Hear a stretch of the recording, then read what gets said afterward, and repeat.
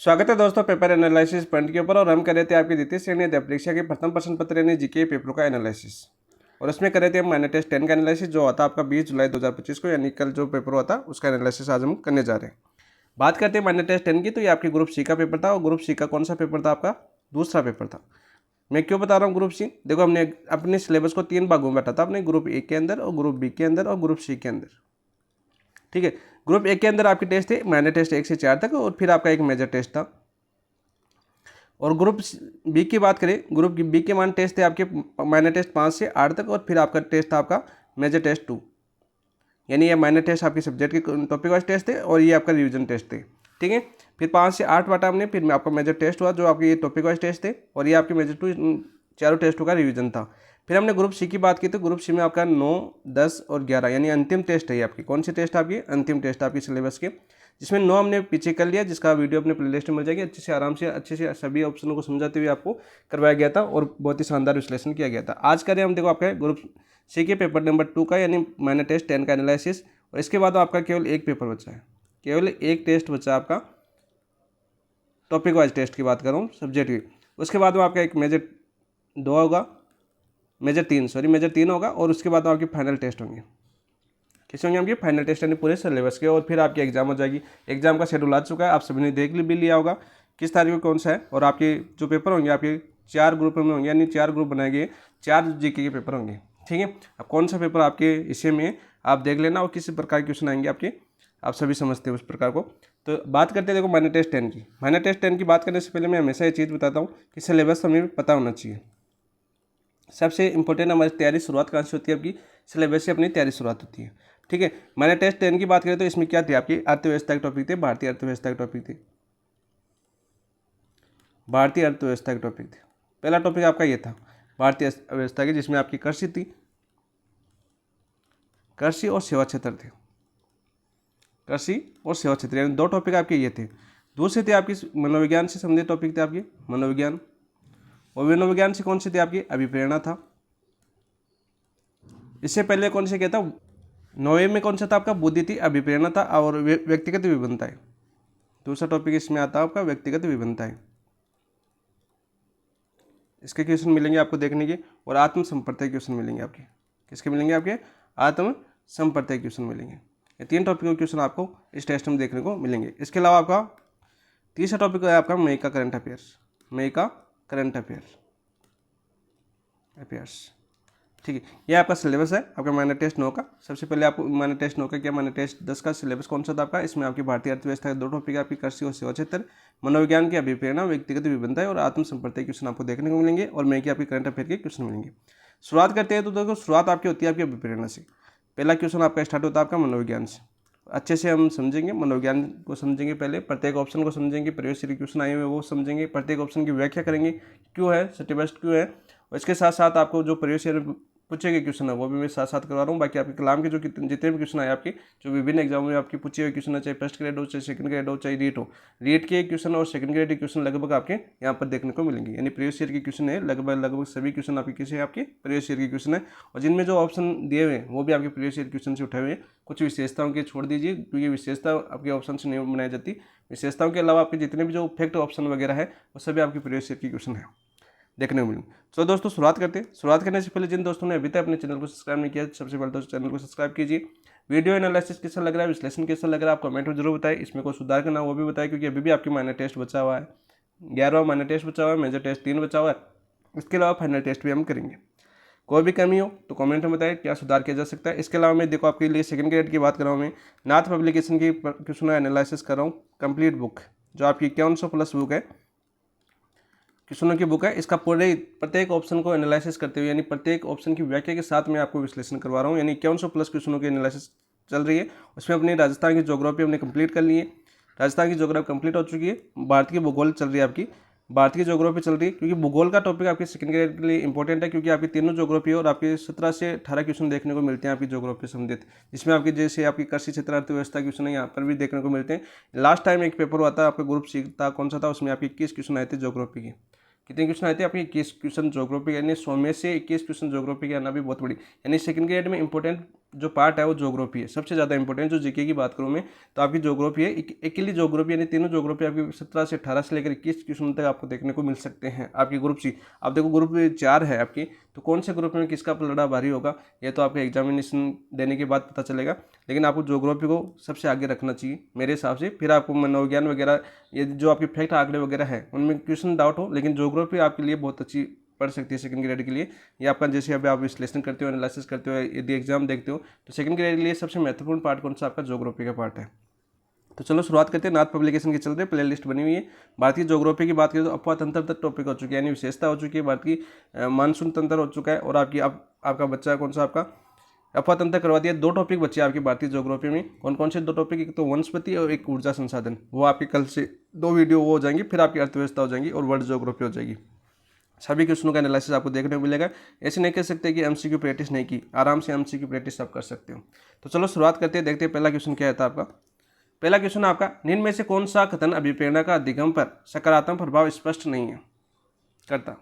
तो देखिए option number 1 क्या दे रखा है आपका, अभिप्रेरणा सीखने के व्यवहार को क्षीण करती है। देखो यहाँ पर इस शब्द को पकड़ो, क्षीण करती है। अभिप्रेरणा सीखने के व्यवहार को निश्चित दिशा प्रदान करती है। तो अभिप्रेरणा क्या करती है कि निश्चित दिशा प्रदान करती है, बिल्कुल राइट, ये तो सही है आपकी। अभिप्रेरणा सीखने के व्यवहार में सक्रियता लाती है, बिल्कुल सक्रियता लाती है अभिप्रेरणा, ये भी आपका बिल्कुल राइट है। अभिप्रेरणा सीखने के व्यवहार को चयनात्मक बनाती है। कैसे बनाती है आपकी, चयनात्मक बनाती है, ये भी आपका बिल्कुल राइट है। तो यहाँ पर हमने क्या बताया, देखो क्षीण करती है। क्षीण का मतलब क्या होता है आपकी, कमजोर करती है। क्या करती है आपकी, कमजोर करती है। नहीं, अभिप्रेरणा अधिगम को कमजोर नहीं करती, आपकी प्रोत्साहन करती है, बेहतर बनाती है। बात क्या करें तो अभिप्रेरणा आपकी जो अधिगम को कैसे बनाती है, आपकी अधिगम को क्या करती है, आपकी प्रोत्साहन करती है, प्रोत्साहन करती है, ठीक है। या आपकी क्या बनाती है, आपकी बेहतर बनाती है। साधारण भाषा में हम समझें तो कैसा बनाती है आपकी अभिप्रेरणा, अधिगम को बेहतर बनाती है, ठीक है, प्रोत्साहन करती है। तो ये आपका गलत हो जाएगा। स्पष्ट सकारात्मक प्रभाव स्पष्ट नहीं करता। कौन सा, ऑप्शन नंबर 1 आपका स्पष्ट प्रभाव नहीं करता। बात करते हैं, देखो थोड़ी सी अभिप्रेरणा की बात कर लेते हैं, थोड़ी सी आप इसके बारे में जान लेते हैं अभिप्रेरणा क्या होती है क्या नहीं होती। अभिप्रेरणा की बात करें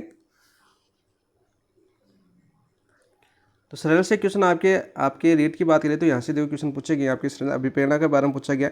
इसका ये भी शब्द पूछा गया कि आपके इंग्लिश में, जो आपका इंग्लिश में बात करें मोटिवेशन शब्द, मोटिवेशन शब्द से बना, जिसका मूलतः लैटिन भाषा में क्या अर्थ है आपका, मूल लैटिन भाषा का अर्थ क्या आपका, बस हम देखिए तो आपका मोवियर बोलते हैं। क्या बोलते हैं आपके, मोवियर बोलते हैं, जिसका अर्थ क्या होता है आपका, क्रियाकलाप की गति, क्रियाकलाप की गति। ये आपकी अभिप्रेरणा।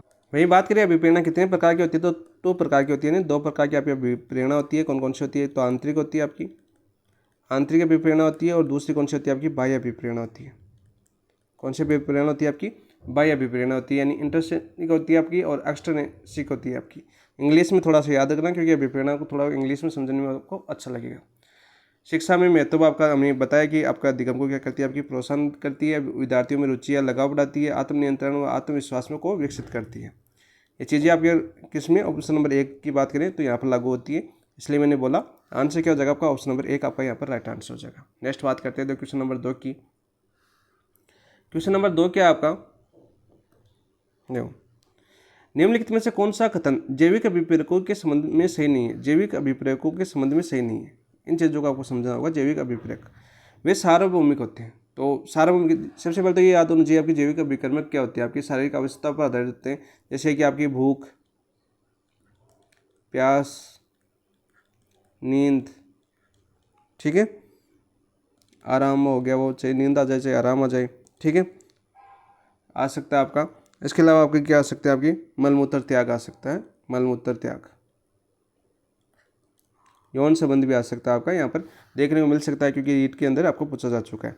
तो यहाँ पर देखो क्या हो सकता है आपका, ये जैविक अभिप्रेरक, ये सार्वभौमिक होते हैं, बिल्कुल सार्वभौमिक होते हैं। ये देखो जैविक अभिकर्मक क्या होते हैं आपके, सार्वभौमिक होते हैं। ये जन्मजात होते हैं। हाँ, भूख लगना क्या होता है आपका, जन्म से लगती है। प्यास क्या होती है आपकी, जन्म से अधिकार है। नींद लेना भी क्या होता है आपका, जन्म से अधिकार, यानी जन्मजात होते हैं, ठीक है। तो ये भी बिल्कुल राइट है। ये जीवित रहने के लिए आवश्यक होते हैं। देखो भूख, प्यास, नींद सबके लिए आवश्यक होती हैं, ठीक है। जीवित रहने के लिए हमें खाना भी खाना पड़ता है, भूख भी लगती है, प्यास यानी पानी भी पीना पड़ता है, ठीक है, आराम भी करना पड़ता है, आपका मलमूत्र भी त्याग करना पड़ता है, सब कुछ करना पड़ता है। जीवित रहने के लिए आवश्यक है कि नहीं है, तो ये भी सही है। वे व्यक्ति की समस्थिति संबंधित नहीं होती, ये देखो संबंधित नहीं होती, ये बात हो रहा है। तो ये आपका आंसर क्या हो जाएगा, ऑप्शन नंबर 4 आपका सही नहीं है। क्यों नहीं है आपका, देखो समस्थिति से संबंधित होते हैं। कैसे होते हैं आपके, संबंधित होते हैं। एग्जाम्पल की बात करूँ जब शरीर में पानी की कमी हो, जैसे एक एग्जांपल दूं मैं, जब शरीर में पानी की कमी हो, जब शरीर में पानी की कमी होती है तो क्या लगती है हमें, तो प्यास लगती है। एनसीईआरटी की लाइन है ये आपकी, एनसीईआरटी में एग्जाम्पल दे रखा है आपका। तो देखो शरीर, जब शरीर में पानी की कमी हो तो प्यास लगती है, तो समय स्थिति इससे संबंधित है ही नहीं। देखो समय स्थिति का मतलब क्या होगा, पानी की कमी हो रही है तो हमें क्या लग रहा है, आपने प्यास लग रहा है, संबंधित है कि नहीं है इससे, प्यास, पानी की कमी होगी तभी तो हमें क्या लगेगी, प्यास लगेगी। इसको समझने के लिए एग्जाम्पल दिया हुआ वहाँ पर। तो आंसर क्या हो जाएगा इसका, ऑप्शन नंबर 4। क्या हो जाएगा आपका, ऑप्शन नंबर 4 आपका राइट आंसर हो जाएगा क्वेश्चन नंबर 2 की बात करें। नेक्स्ट बात करते हैं क्वेश्चन नंबर 3 की। 3 क्या है आपका, प्रतिभाशाली विद्यार्थियों के लिए निम्नलिखित में से कौन सी शैक्षिक व्यवस्था नहीं की जानी चाहिए, कौन सी शैक्षिक व्यवस्था नहीं की जानी चाहिए। सबसे पहले तो आपको नहीं को पकड़ना है, ऐसे गोल डारा कर देना है ऊपर एग्जाम में भी। स्वतंत्र प्रोजेक्ट कार्य के अवसर, त्वरण, उपचारात्मक शिक्षण और संवर्धन कार्यक्रम। तो यहाँ पर आंसर क्या हो जाएगा, ऑप्शन नंबर 3 उपचारात्मक शिक्षण। उपचारात्मक शिक्षण क्यों लिखा मैंने, जो उपचारात्मक शिक्षण होता है ये प्रतिभाशाली बालकों के लिए नहीं होता है। किसके लिए नहीं होता आपका, प्रतिभाशाली बालकों के लिए नहीं होता, बालकों के लिए नहीं होता। ये किसके लिए होता है फिर उपचारात्मक शिक्षण सर, जो आपके पिछड़े विद्यार्थी होते हैं, सीखने में जिनको कठिनाई होती है, पिछड़े विद्यार्थी, जो आपके पिछड़े विद्यार्थी होते हैं ना, या आपके जो जिनको सीखने में कठिनाई होती है, सीखने में कठिनाई होती है। हम देखते हैं उपचारात्मक शिक्षण आप किसके लिए किया जाता है, जिनमें कमजोर रह जाती है उनमें सुधार के लिए किया जाता है। जैसे पिछड़े वालों को किस चीज़ की कमी रही, इसलिए उपचारात्मक और निदानात्मक देखा होगा आपने, रीट में काफ़ी क्वेश्चन आपके पूछे जाते हैं, कठिनाई हो। इन चीज़ों को आपको समझना होगा। बाकी देखो, बाकी कैसी आपकी प्रतिभाशाली, देखो स्वतंत्र प्रोजेक्ट के रूप में बात करें, अवसर के रूप में, तो ये कैसे होती है आपकी, एक रचनात्मकता की सोच को बढ़ाता है आपका प्रतिभाशाली में, कैसे आपकी रचनात्मकता को। तो प्रतिभाशाली बालकों में रचनात्मकता अधिक होती है, बिल्कुल राइट बात है ये आपकी। त्वरण, जैसे आपकी त्वरण की बात करें तो एग्जाम्पल की बात करें तो तेज़ी से कक्षाएं लेना, तेज़ी से कक्षाओं को समझना या तेज़ी से कक्षाएं कंप्लीट करना, ये भी आपकी प्रतिभाशाली बालकों के लिए एक अच्छी विशेषता है। संवर्धन कार्यक्रम का मतलब क्या होता है आपका, पाठ्यक्रम के आगे बढ़कर गहन ज्ञान प्राप्त करना। जैसे आपका पाठ्यक्रम, मान लीजिए आपका जो सिलेबस है, आपके अभिप्रेरणा टॉपिक है पाठ्यक्रम, तो अभिप्रेरणा को तो वो पढ़ ही रहे और अभिप्रेरणा के आगे की भी वो चीज़ें सोच रहे हैं, यानी उस अभिप्रेरणा में ये टॉपिक जुड़ सकता है, ये कनेक्टिविटी हो सकता है, अभिप्रेरणा में आपका समायोजन कैसा हो सकता है, व्यक्तिगत विविधताओं में अभिप्रेरणा का योगदान क्या है। तो ऐसे आपका कनेक्ट कर सकता है कौन, आपका प्रतिभाशाली बालक, यानी एक कदम आगे की सोचता है। ये उनकी प्रमुख विशेषता होती है, यानी पाठ्यक्रम से आगे की सोचना, आगे बढ़कर गहन अध्ययन करना, गहन अध्ययन करना। ऐसी छोटी छोटी चीज़ों को आपको समझना होगा। नहीं, एग्जाम्पल से आप मनोविज्ञान की भाषा को समझोगे तो छोटी छोटी एग्जाम्पल से आप समझो, छोटे छोटे एग्जाम्पल बना के खुद के ऊपर लागू किया करो उन्हें एग्जाम्पलों को, ताकि आपको अच्छा से अनुभव हो और अच्छे से हर शब्द एक तरह से समझने पर, मनोविज्ञान पूरी समझने पर टिकी हुई है। और ज़्यादातर क्वेश्चन आपके मनोविज्ञान पर समझ आधारित पूछे जाते हैं। आजकल फैक्ट आधारित क्वेश्चन नहीं पूछे, ऐसा नहीं पूछा जाता कि ये सिद्धांत किसका था, अक्षय सिद्धांत कौन सा था, देवकारक सिद्धांत किसका था, ठीक है। ऐसे क्वेश्चन आजकल नहीं पूछते हैं, आजकल आपकी समझ पर आधारित क्वेश्चन ज़्यादा पूछते हैं। तो हर चीज़ को समझना होगा, हर टॉपिक को समझना होगा, हर पॉइंट को समझना होगा। जैसे संवर्धन कार्यक्रम आ गया, तो संवर्धन कार्यक्रम का मतलब क्या होता है, जैसे आपके आगे की सोचना, बहुत आगे की सोच लेते हैं। जैसे आपकी हम पाठ पढ़ रहे हैं, हम जैसे हम, आप मान लीजिए आपका व्यक्तित्व कैसा भी हो, सभी का भिन्न भिन्न होता है व्यक्तित्व, तो हम क्या सोचते हैं, उसका व्यवहार कैसा है, उसका व्यवहार कैसा होता है, वो आगे करके हमारे लिए क्या सोच सकता है, साधारण भाषा में हम समझना चाहिए। तो ऐसे क्वेश्चन को हम समझ सकते हैं। नेक्स्ट को क्वेश्चन नंबर 3, इसका ऑप्शन नंबर 3 आपका राइट आंसर हो जाएगा। नेक्स्ट क्वेश्चन नंबर 4 की बात करते हैं। 4 क्या आता है आपका, निम्नलिखित में से कौन सा तरीका व्यक्ति की विभिन्नताओं के अनुसार शिक्षण का समर्थन नहीं करता। व्यक्ति की विभिन्नताओं के अनुसार शिक्षण का समर्थन नहीं करता, विद्यार्थियों का एक बड़ा समूह। तो आंसर क्या हो जाएगा कि विद्यार्थियों का बड़ा समूह ही समर्थन नहीं करता, बाकी आपका व्यक्तिगत निर्देशन करता है, पाठ्यक्रम का अनुकूलन करता है, विद्यार्थियों के लिए क्षमता का ज्ञान होता है। अब बोलो सर, आपने क्वेश्चन ऑप्शन नंबर 1 क्यों माना कि विद्यार्थियों को बड़ा समूह। देखो, इस बड़े समूह को पकड़ना होगा आपको। किसी बड़े समूह क्या हो सकता है, देखो उनकी आवश्यकताओं को समझना। जैसे विद्यार्थियों का एक बड़ा समूह, जैसे आप बैच लेते हो, जैसे मान लो कलाम एकेडमी में बैच लेते हो, वहाँ पर 400 विद्यार्थी होते हैं। कितने विद्यार्थी होते हैं एक बैच में, 400 से 500 विद्यार्थी एक बैच के अंदर होते हैं। तो आवश्यकताओं को समझना, उनकी आवश्यकता क्या है।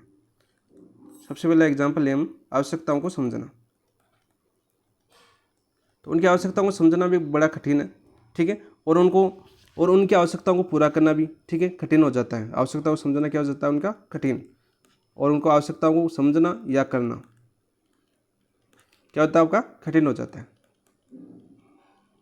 ठीक है, व्यक्तिगत विभिन्नताओं के लिए, यानी उनकी व्यक्तिगत विभिन्नताओं को छांटना अलग हो जाता है, कौन होशियार है कौन कमज़ोर है। जैसे हम बोलते हैं, ये टीचर वगैरह बोलते होंगे वहाँ पर आपकी क्लास, जब भी क्लास लेते हो कि आप पढ़ रहे हो 400 से 500, यहाँ पर सेम आपको पढ़ाई जा रही है, सभी चीज़ें आपको सेम पढ़ाई जा रही है, लेकिन सिलेक्शन आपका में से 4 या 5 का सिलेक्शन होगा। क्यों होगा? क्योंकि व्यक्तिगत विभिन्नताओं को नहीं पकड़ पाते। इतने बड़े बड़े कोचिंग में व्यक्तिगत विभिन्नताओं को नहीं पकड़ा जाता। इसका मतलब क्या होता है कि आपको सेल्फ स्टडी पर ज़्यादा ध्यान देना होगा। जितना आपको एक कोचिंग है वो आपको एक मार्गदर्शन करा सकती है, आपका सिलेबस कवर करवा सकती है, इसके अलावा आपका सिलेक्शन नहीं करवा सकती। सिलेक्शन आपको लेना है तो खुद आपको पढ़ना पड़ेगा, खुद अपना टारगेट सेट करना पड़ेगा, खुद को अपना आकलन करना पड़ेगा, टेस्ट सीरीज वगैरह या आपको खुद को एनालिसिस करनी पड़ेगी। हर चीज़ आपको खुद यानी जो आपके जो भी टीचर हैं वो आपको नोट्स वगैरह पढ़ाते हो, परिपूर्ण नहीं नोट्स वगैरह। नोट्स से सिलेक्शन तभी होता है जब आपकी किस्मत अच्छी हो। ठीक है, बाकी नोट से पेपर आना बहुत कम चांस होते हैं, ज़्यादातर क्वेश्चन नहीं आते। यदि आपको मेरिट में आपको स्थान बनाना है, यदि आपकी जगह बनानी है तो आपको बुक भी पढ़नी पड़ेगी। देखो सीधी और साफ बातें होती है कि बुक नहीं पढ़ोगे तब आपकी सिलेक्शन से बहुत दूर हो आप। नोट्स से लास्ट टाइम होते हैं, नोट्स आपको कवर करने में आसानी प्रदान करते हैं। नोट्स क्या करते हैं, आपके जो सिलेबस लास्ट टाइम में कवर करने में कोशिश करते हैं, रिवीजन करने में के लिए अच्छे होते हैं और आपको सिलेबस समझ में आ जाए, इसके लिए नोट्स सबसे ज़्यादा बेहतरीन होते हैं। वो भी खुद के होने चाहिए। काफ़ी लोग खुद ही नोट्स होते हैं, शॉर्ट नोट्स के लिए टेलीग्राम पर इतनी मांग करते हैं, शॉर्ट नोट्स भेज दो सर, कोई वो भेज दो। कोई भी अपने नोट्स भेज रहा है जिसमें अपने सीधे सीधे आंसर, अरे उसको पता ही नहीं कि आंसर क्यों लिखा है इसमें, तो खुद बनाएगा तब तो पता रहेगा उसको। ऐसे भेजने में क्या फ़ायदा है? कोई फ़ायदा नहीं है। रियली कोई उपयोग नहीं होता। चाहे कितने किसी के नोट्स शॉर्ट नोट्स पढ़ लो, कोई फ़ायदा नहीं होगा। फैक्ट है ये, और फैक्ट ही रहेगा। चाहे आप चाहे कहीं से भी पढ़ो, किसी के भी नोट्स शॉर्ट नोट्स पढ़ो, जो खुद के हो तब तो आपको याद होगा कि हाँ ये कंडीशन मैंने यहाँ पर जोड़ी थी, इसलिए जोड़ी थी कि जिन नोट्सों से आप नोट्स बनाते हो शॉर्ट नोट्स, वो लिए आपके लिए उपयोगी होता है। ऐसे समझना होगा आपको, छोटी छोटी चीज़ें आपको पकड़नी होगी। जब व्यक्ति के अनुदेशन का मतलब क्या होता है? हर विद्यार्थी का व्यक्तिगत मार्गदर्शन। ठीक है, हर विद्यार्थी का व्यक्तिगत मार्गदर्शन को समझ सकते हैं। इसके लिए व्यक्तिगत मार्गदर्शन दर्शन से ले सकते हैं इसको। व्यक्तिगत मार्गदर्शन, पाठ्यक्रम अनुकूल बनाना, यानी पाठ्यक्रम को कैसा बनाना? आपका लचीला बनाना। कैसा बनाना? आपका लचीला बनाना। ठीक है, यानी व्यक्तिगत विभिन्नताओं के अनुसार पाठ्यक्रम को कैसा बनाया जा सकता है? आपको लचीला बनाया जा सकता है कि किसी को समझ अच्छी है, किसी का समझ कमजोर है, उनके स्तर को बात करें तो देखो आपका अगला ऑप्शन दे रखा है विद्यार्थियों की क्षमता ज्ञान, यानी उनको स्तर को जांचना, स्तर समझना, यानी किस विद्यार्थी का स्तर कितना है। यानी चौथा ऑप्शन इसको नोट करता है। लचीला पाठ्यक्रम इसलिए बनाया जाता है कि उनकी व्यक्तिगत विभिन्नता के अनुसार आपको पढ़ाया जाता है। कोई 0 से पढ़ाता है, कोई एक लेवल आगे से पढ़ाता है। ठीक है, कुछ टीचर्स ऐसे होते हैं जो केवल प्रतिभाशाली बालकों पर ज़्यादा ध्यान देते हैं।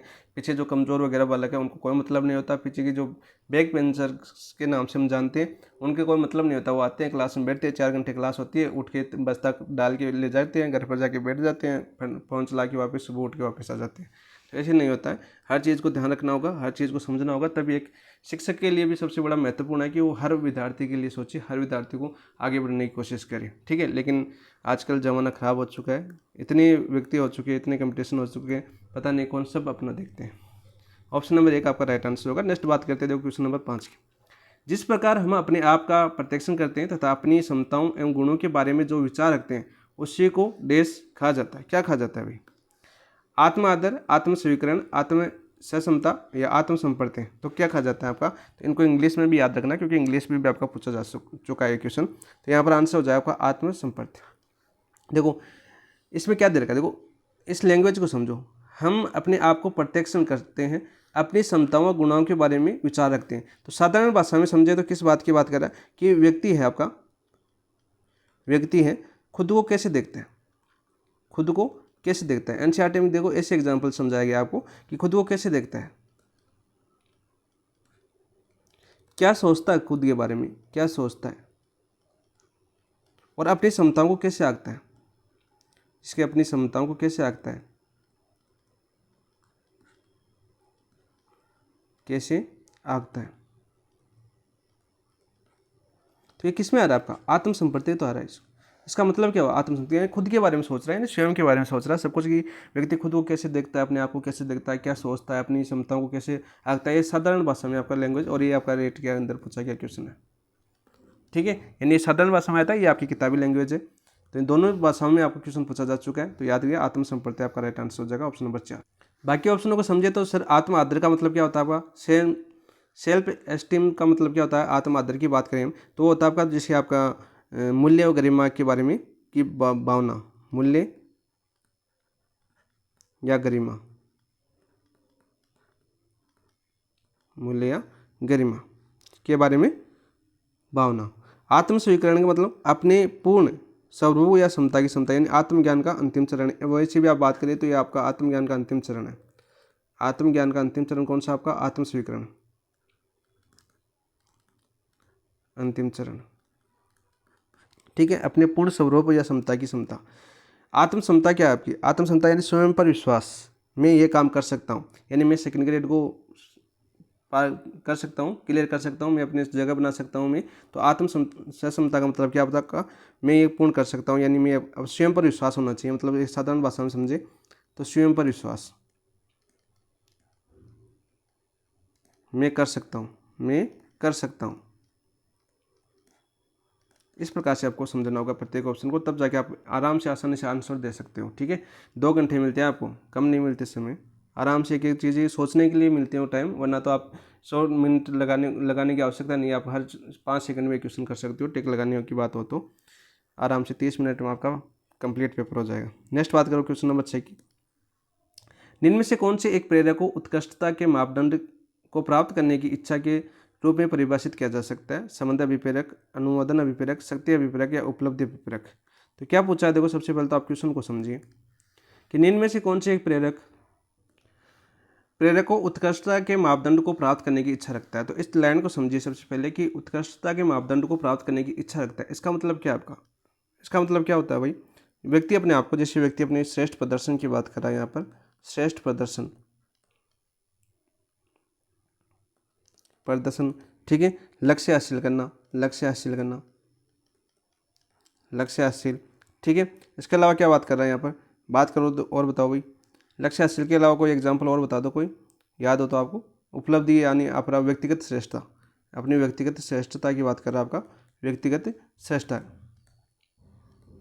तो ये किसके अंदर आते हैं? ये शब्द किसके अंदर आते हैं? आपके श्रेष्ठ प्रदर्शन, जो आपकी उपलब्धि अभिप्रेरक के अंदर आते हैं। किसके? संबंध अभिप्रेरक नहीं आता, अनुमोदन अभिप्रेरक नहीं आता, सत्य अभिप्रेरक नहीं आता, उपलब्धि अभिप्रेरक। ऑप्शन नंबर 4 आपका राइट आंसर हो जाएगा। क्या हो जाएगा आपका? ऑप्शन नंबर 4 आपका राइट आंसर हो जाएगा। देखो, संबंध अभिप्रेरक क्या होता है आपका? दूसरों से जुड़ना। ठीक है, संबंध बनाने, यानी दूसरों से जुड़ने से संबंधित होता है आपका, दूसरों से जुड़ना। अनुमोदन अभिप्रेरक क्या होता है आपका? दूसरों से स्वीकृति या प्रशंसा पाने की इच्छा हो, स्वीकृति या प्रशंसा पाने की इच्छा हो दूसरों से। किन से? दूसरों से, ये दूसरे व्यक्ति से स्वीकृति या प्रशंसा पाने की इच्छा, पाने की इच्छा। शक्ति अभिप्रेरक क्या होता है? शक्ति अभिप्रेरक की बात करिए, प्रभाव या नियंत्रण रखने की इच्छा, यानी हम बात करें दूसरों पर प्रभाव या नियंत्रण रखने की इच्छा।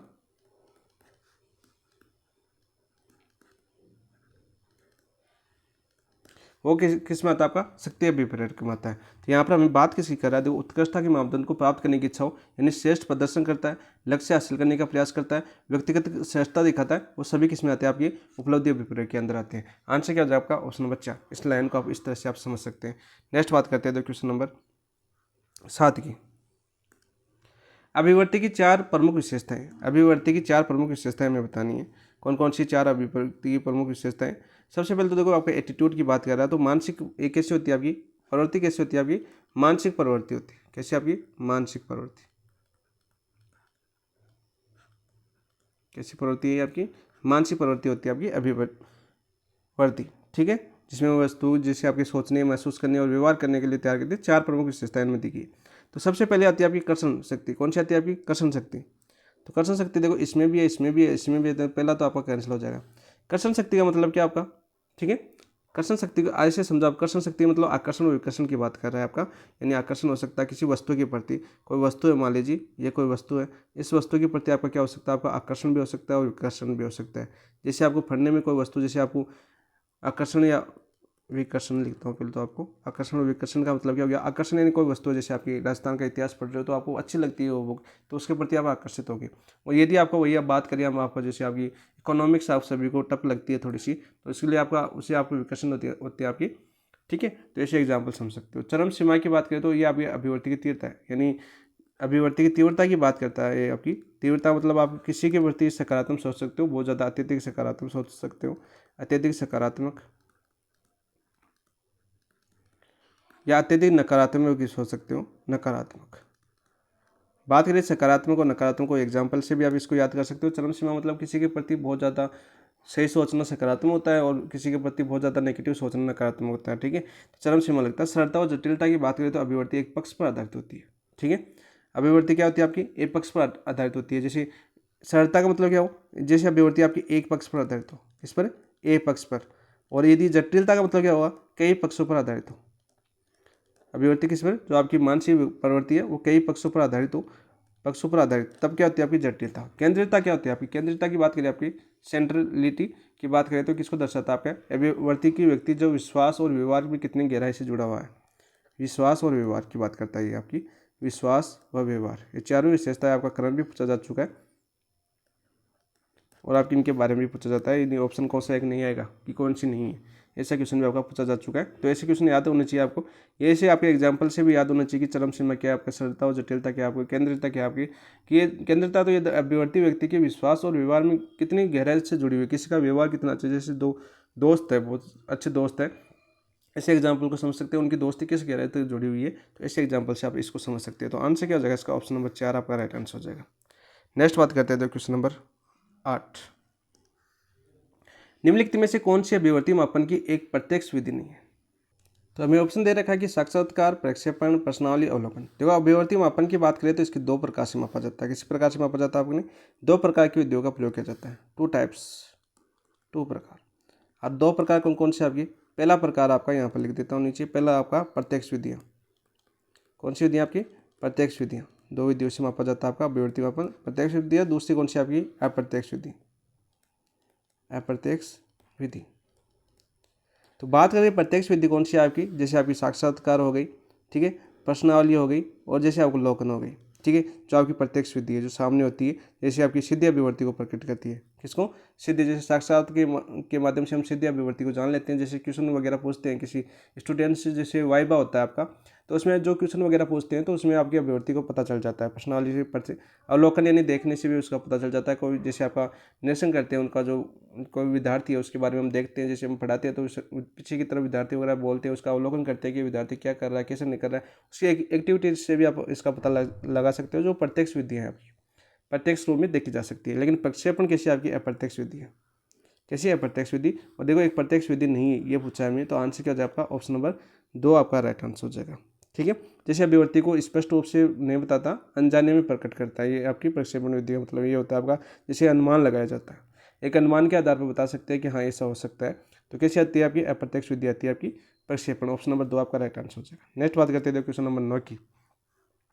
9 क्या है आपका, देखो निम्नलिखित में से कौन सा कथन व्यक्ति की विभिन्नताओं के संदर्भ में सही नहीं है। व्यक्ति की विभिन्नताओं के संदर्भ में सही नहीं है, यह हमें बताना है 9 के अंदर। तो कौन सा सही नहीं है, कोई भी दो व्यक्ति पूर्णतः समान नहीं होते, बिल्कुल राइट। दो व्यक्ति पूर्णतः समान नहीं होते, उनमें विभिन्नताएं होती है, व्यक्तिगत विभिन्नताएं अलग अलग होती है, सभी की सेम नहीं होती, सभी की अलग अलग होती है। तो बिल्कुल राइट है। व्यक्तिगत विभिन्नता अलग अलग क्षेत्रों से संबंधित हो सकती है, बिल्कुल। व्यक्तिगत विभिन्नता क्या हो सकती है आपकी, अलग अलग क्षेत्रों से संबंधित हो सकती है। जैसे आपकी रुचि में कैसा है, किसी की रुचि अच्छी है वस्तुओं में रुचि लेने की इच्छा है, किसी की नहीं। जैसे बुद्धि के आधार पर भी देख सकते हैं, बुद्धि एग्जाम्पल ले सकते हैं, व्यवहार भी ले सकते हैं। इसमें क्या क्या ले सकते हैं, देखो रुचि के आधार पर देख सकते हैं, बुद्धि के आधार पर देख सकते हैं किसकी बुद्धि क्या है। और सबसे अच्छा आपका एग्जांपल समझो तो आप व्यवहार के आधार पर देख लो, किसी विद्यार्थी का व्यवहार कैसा है, किसी लड़की का व्यवहार कैसा है, किसी दोस्त का व्यवहार कैसा है, किसी अपने रिश्तेदार का व्यवहार कैसा है। तो हर आपको आराम से व्यक्तिगत विभिन्नताओं से उनके व्यवहार के बारे में पता चल जाता है कि उसकी व्यक्तिगत विभिन्नता कैसी है, व्यवहार कैसा है, उसका आकलन कैसा है। हर प्रकार से आप पता लगा सकते हो। व्यक्ति विभिन्नता विकास के विभिन्न आयामों को प्रभावित करती है। तो व्यक्ति विभिन्नता जैसे आपकी विभिन्न आयामों को विभाजित करती है। आयाम कौन से आपके, 3 तो आयाम, मानसिक, सामाजिक आयाम, शारीरिक, मानसिक और सामाजिक। देखो शारीरिक को भी प्रभावित करती है, मानसिक को भी प्रभावित करती है। मानसिक को कैसे करती है भाई, जैसे कोई कह दिया कि आप कब तक एग्जाम की तैयारी करेगा, कितने साल हो गए तेरे को सेकंड ग्रेड करते हुए, तो आपको मानसिक प्रभावित करती है, ठीक है। और सामाजिक भी होती है आपकी, सामाजिक में व्यक्तिगत विभिन्नता भी देखने को मिलती है। विभिन्न आयामों में ये आपकी प्रभावित होती है, शारीरिक होती है, मानसिक होती है, सामाजिक होती है। सामाजिक में ये सोचते हुए प्रभावित होती है कि लोग क्या कहेंगे, इस बार नहीं हुआ तो लोग क्या कहेंगे, अपने गांव वाले क्या कहेंगे। तो ऐसे आपके ऐसे एग्जाम्पल दिमाग में नहीं लाना, ये नेगेटिविटी है एक तरह की। तो ऐसी चीज़ें नहीं लानी है आपको। सक्सेस जरूर होंगे, अपने सब्जेक्ट पर विश्वास रखिए, आप अपने सब्जेक्ट के बल पर बहुत कुछ कर सकते हैं। यदि सब्जेक्ट अच्छा है आपका तो एनालाइज कीजिए, और भी बहुत अच्छे काम कर सकते हो। आप पढ़े लिखे इंसान हो, ऐसी बात नहीं है। तो ऐसी जो आपकी मानसिक वाली और सामाजिक वाली कुवर्ती है, कभी भी अपने दिमाग में मत लाना। चौथा देखो, व्यक्ति विभिन्नता केवल आनुवंशिकता के कारण उत्पन्न होती नहीं, ये आपका गलत हो जाएगा। जो व्यक्ति विभिन्नता है केवल आनुवंशिकता के कारण उत्पन्न नहीं होती है, तो आपका आंसर क्या हो जाएगा, ये आपका गलत हो जाएगा। चौथा ऑप्शन क्यों हो जाएगा, देखो केवल ये आपके पर्यावरण से भी प्रभावित होती है। पर्यावरण कैसा, वहाँ पर रहन सहन कैसा आपका, पर्यावरण से भी आपकी व्यक्ति विभिन्नता प्रभावित होती है। सामाजिक परिवेश कैसा आपका, जैसे आप कभी चले जाते हो, अच्छी जगह नहीं होती, सामाजिक परिवेश की बात करें तो वो भी आपका कभी कभी कुछ गाँवों में कुछ अपवाद वगैरह होते हैं जिनकी गैंग में आप शामिल हो जाते हो, तो वो सामाजिक परिवेश भी आपकी व्यक्तिगत विभिन्नता को प्रभावित करता है। ठीक है, शिक्षा भी आपकी व्यक्तिगत विभिन्नता को प्रभावित करती है। ठीक है, ये चीज़ें आपकी केवल आनुवंशिक नहीं होती है, यानी आनुवंशिकता समझते हो जन्मजात नहीं होती, पर्यावरण, सामाजिक परिवेश और शिक्षा सभी प्रभावित करती है। तो आंसर क्या हो जाएगा इसका, ऑप्शन नंबर 4 आपका राइट आंसर हो जाएगा। नेक्स्ट बात करते हैं, क्वेश्चन नंबर 10 क्या है, रोहित प्रशंसा पाने हेतु दूसरों की सहायता करता है, ये एक उदाहरण है। किसका उदाहरण है, जो रोहित प्रशंसा पाने हेतु दूसरों की सहायता करता है, इस लाइन को यहाँ पर पकड़ लेना। दूसरों की प्रशंसा करता है यानी सहायता करता है, आंतरिक अभिप्रेरणा, बाह्य, जन्मजात या इनमें से कोई नहीं। तो इसका आंसर क्या हो जाएगा आपका देश का, आपका बाह्य अभिप्रेरणा। दूसरों को सहायता करता है ना प्रशंसा पाने के लिए, किसके लिए, आपकी प्रशंसा पाने के लिए, पुरस्कार जीतने के लिए। ये कैसे होती है, आपकी बाह्य अभिप्रेरणा होती है। कैसी अभिप्रेरणा होती है, बाह्य अभिप्रेरणा। आंतरिक अभिप्रेरणा की बात करें तो क्या होती है आपकी, केवल आत्मसंतोष की बात करता है, जैसे केवल आत्मसंतोष के नाम से दे सकते हैं, आत्मसंतोष, या रुचि भी ले सकते हैं यहाँ पर, खुद की रुचि क्या में, जैसे अपने आप की रुचि किसमें है, जैसे पढ़ने में किसकी रुचि है, किसी खेलने में रुचि है, तो वह कैसी आपकी आंतरिक अभिप्रेरणा। बायो की जन्मजात कुछ नहीं होता है यहाँ पर, जन्मजात जैसे भूख होगी, प्राकृतिक और शारीरिक जरूरतें उत्पन्न होती है। अभिप्रेरणा किससे उत्पन्न होती है आपकी, जन्मजात आपकी जैसे भूख के कारण है, तो भूख का एग्जाम्पल ले सकते हो। मैं तो ऐसे छोटे छोटे एग्जाम्पल लेके याद करता हूँ भाई, भूख और प्यास। ठीक है, याद होना चाहिए हमें इन चीज़ों को, तो इस चीज़ें आपको बाह्य अभिप्रेरणा हो जाएगा। आपका ऑप्शन नंबर 2 आपका राइट आंसर हो जाएगा। नेक्स्ट बात करते थे क्वेश्चन नंबर 11 की, निम्नलिखित में से कौन सा एक आदतों की विशेषताओं के संदर्भ में गलत है। हैबिट्स की बात कर रहा है, ये हैबिट्स की बात कर रहा है, तो हैबिट की देखो आपका आदतें विशिष्ट के लिए स्वतः प्रतिक्रिया है, विशिष्ट के लिए क्या आपकी स्वतः प्रतिक्रिया है। आदतें वंशानुक्रम से हासिल की जाती है, नहीं, ये आपका गलत हो जाएगा। देखो वंशानुक्रम दे रखा है यहाँ पर। आदत कैसी होती है आपकी, आदतें जन्मजात नहीं होती है। कैसी होती है, आदतें जन्मजात नहीं होती है। आदत क्या होती है आपकी, सीखी जाती, सीखी जाती, क्या की जाती है आपकी, सीखी जा सकती है। ठीक है, बाकी बात करें आपकी, जैसे एग्जाम्पल की बात करें, कोई बच्चा जैसे ब्रश करना है आपका, इसके लिए एग्जाम्पल की बात करता हूँ। देखो आपके उदाहरण देता हूँ आपको ताकि आपको याद रहे। कोई बच्चा है, मान लीजिए कोई बच्चा है, जन्म से ब्रश नहीं करता, ब्रश करना नहीं जानता। ठीक है, यह आदत से उसे सिखाया जाता है,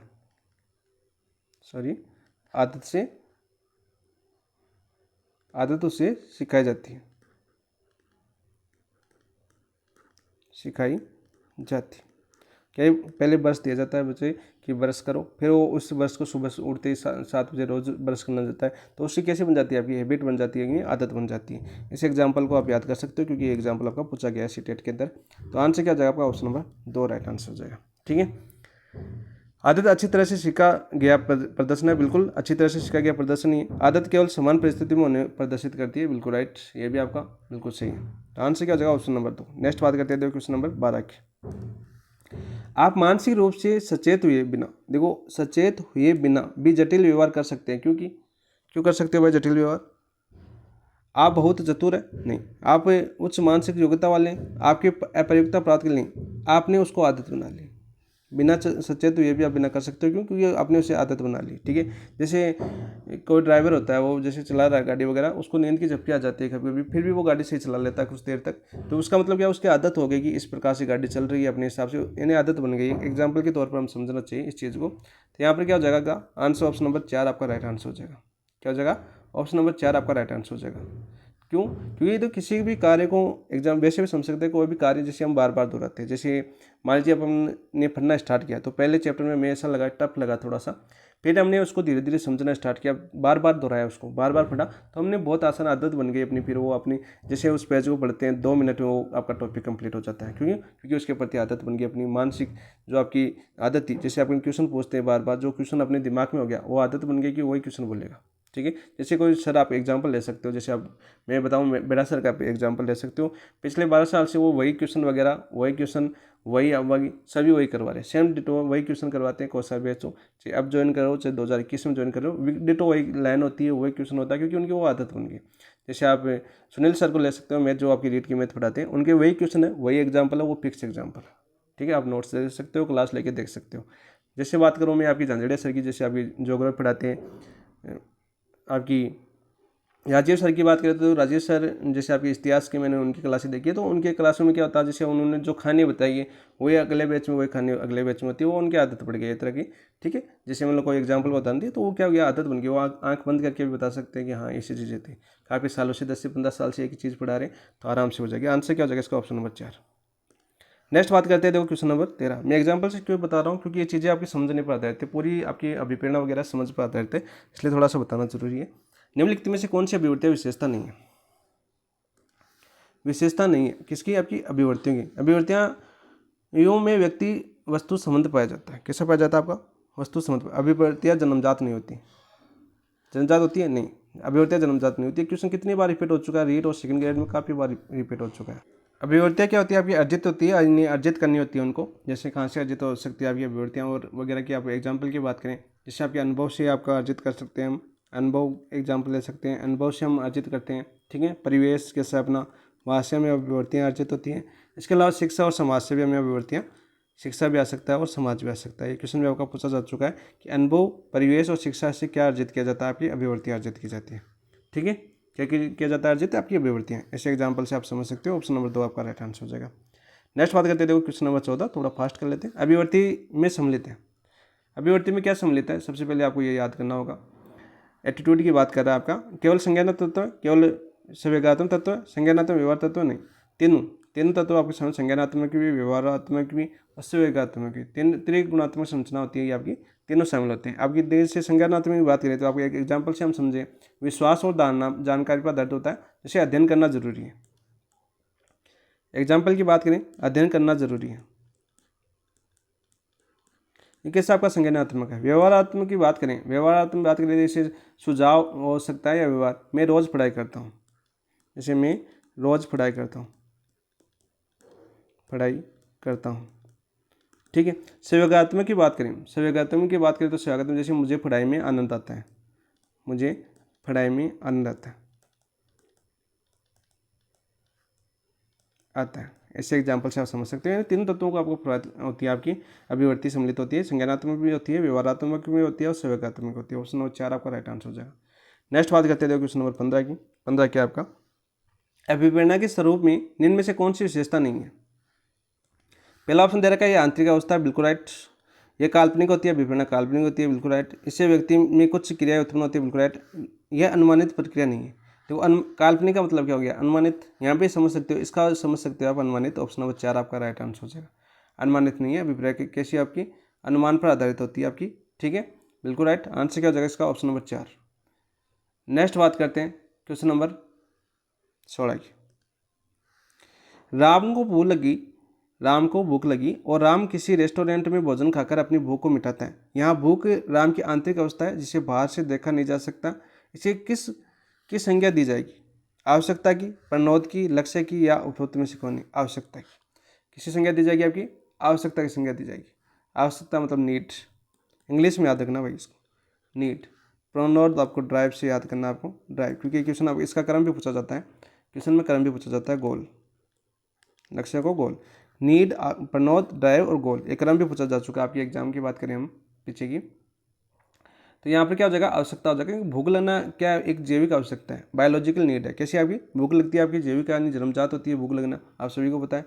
तो ये मनोवैज्ञानिक प्रक्रिया की मूल अवस्था नहीं, जो आपकी मनोवैज्ञानिक प्रक्रिया शुरू होती है, जैसे भूख लगना शुरू होती है, मूल अवस्था कौन सी आपकी, आवश्यकता। तो आंसर क्या हो जाएगी आपकी, ऑप्शन नंबर 1 आपका राइट आंसर हो जाएगा। जैसे भोजन की आवश्यकता आती है, उसको राम को कहती है, भोजन की आवश्यकता आती है। ठीक है, प्रनोद ड्राइव की बात करें, जैसे आपकी भूख की पीड़ा भोजन की ओर प्रेरित करती है। इसी को एग्जाम्पल के साथ आपके एनसीईआरटी में अगला एग्जाम्पल यही दे रखा था कि प्रनोद जो आपकी भूख की पीड़ा, इसको याद कर सकते हैं। एग्जाम्पल की बात करें तो यहाँ पर आ सकता है आपका भूख की पीड़ा, यानी भोजन की ओर प्रेरित करना। इन दोनों में कंफ्यूज हो सकते थे आप, बाकी इसका आंसर ऑप्शन नंबर 1 बता दिया। और व्यवहार का मतलब क्या हो गया, आपका एक व्यवहार और आता है आपका। ठीक है, आवश्यकता, प्रनोद, व्यवहार और लक्ष्य। व्यवहार आता 3 नंबर पर, व्यवहार 3 नंबर पर आता है और 4 नंबर पर आपका लक्ष्य आता है। क्रम पूछा जा चुका है कि आवश्यकता, प्रणोद, व्यवहार और लक्ष्य। तो यहाँ पर आंसर क्या हो जाएगा आपका? ऑप्शन नंबर 1 आपका राइट आंसर हो जाएगा। नेक्स्ट बात करते हैं, देखो क्वेश्चन नंबर 17 की। आवश्यकता पदानुक्रम सिद्धांत के किस चरण में व्यक्ति भावना से परिपूर्ण तथा गहरे अंतर्वैयक्तिक संबंध बनाने की क्षमता होती है? तो आवश्यकता का जो पदानुक्रम सिद्धांत है किसने दिया था? सबसे पहले तो आपको ये याद होना चाहिए, ये दिया था आपके किसने? अब्राहम मैस्लो ने। ये सिद्धांत किसने दिया था? आपके अब्राहम मैस्लो ने। अब्राहम मैस्लो का यह सिद्धांत था और इसने कितने आपके 5 स्तरों में आवश्यकता को कितने स्तरों में बांटा था? आपके 5 स्तरों में बांटा था। 5वें स्तर का याद होना चाहिए, 5वें स्तर के क्रम पूछे जा चुके हैं। ठीक है, सबसे पहला कौन सा आता है आपका? 1 नंबर पर आता है आपका शारीरिक आवश्यकता। कौन सा आता है आपका 1 नंबर पर? आपका शारीरिक आवश्यकता। 1 नंबर पर शारीरिक आवश्यकता आता है। 2 नंबर पर कौन सा आता है आपका? सुरक्षा की आवश्यकता। ठीक है, 2 नंबर पर आपकी सुरक्षा की आवश्यकता आता है। 3 नंबर पर आता है आपका आत्मीय की आवश्यकता।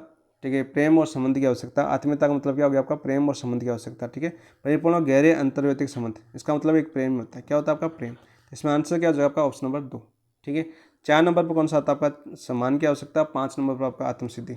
ऐसे क्रम चलता है इसका। एक त्रिभुज बनाया हुआ था आपकी बुक में, आपने देखा होगा। शुरू से नीचे से स्टार्ट होता है आपका किसी शारीरिक आवश्यकता से, 2 नंबर पर आपकी सुरक्षा की आवश्यकता से, 3 नंबर पर आपका प्रेम वगैरह आपकी आवश्यकता यानी परिपूर्ण हो जाता है वो। ठीक है, 4 नंबर पर होता है फिर आपका सम्मान की आवश्यकता पाने के, और लास्ट अपना अंतिम अवस्था होती है आपकी आत्मसिद्धि की आवश्यकता। ठीक है, ये 4 अवस्था एक क्रम आपके रीट में तो बार बार पूछा जा चुका है, सेकंड ग्रेड में भी आपका क्रम पूछा जा चुका है। ऐसे आपको याद होना चाहिए प्रीवियस ईयर क्वेश्चन भी।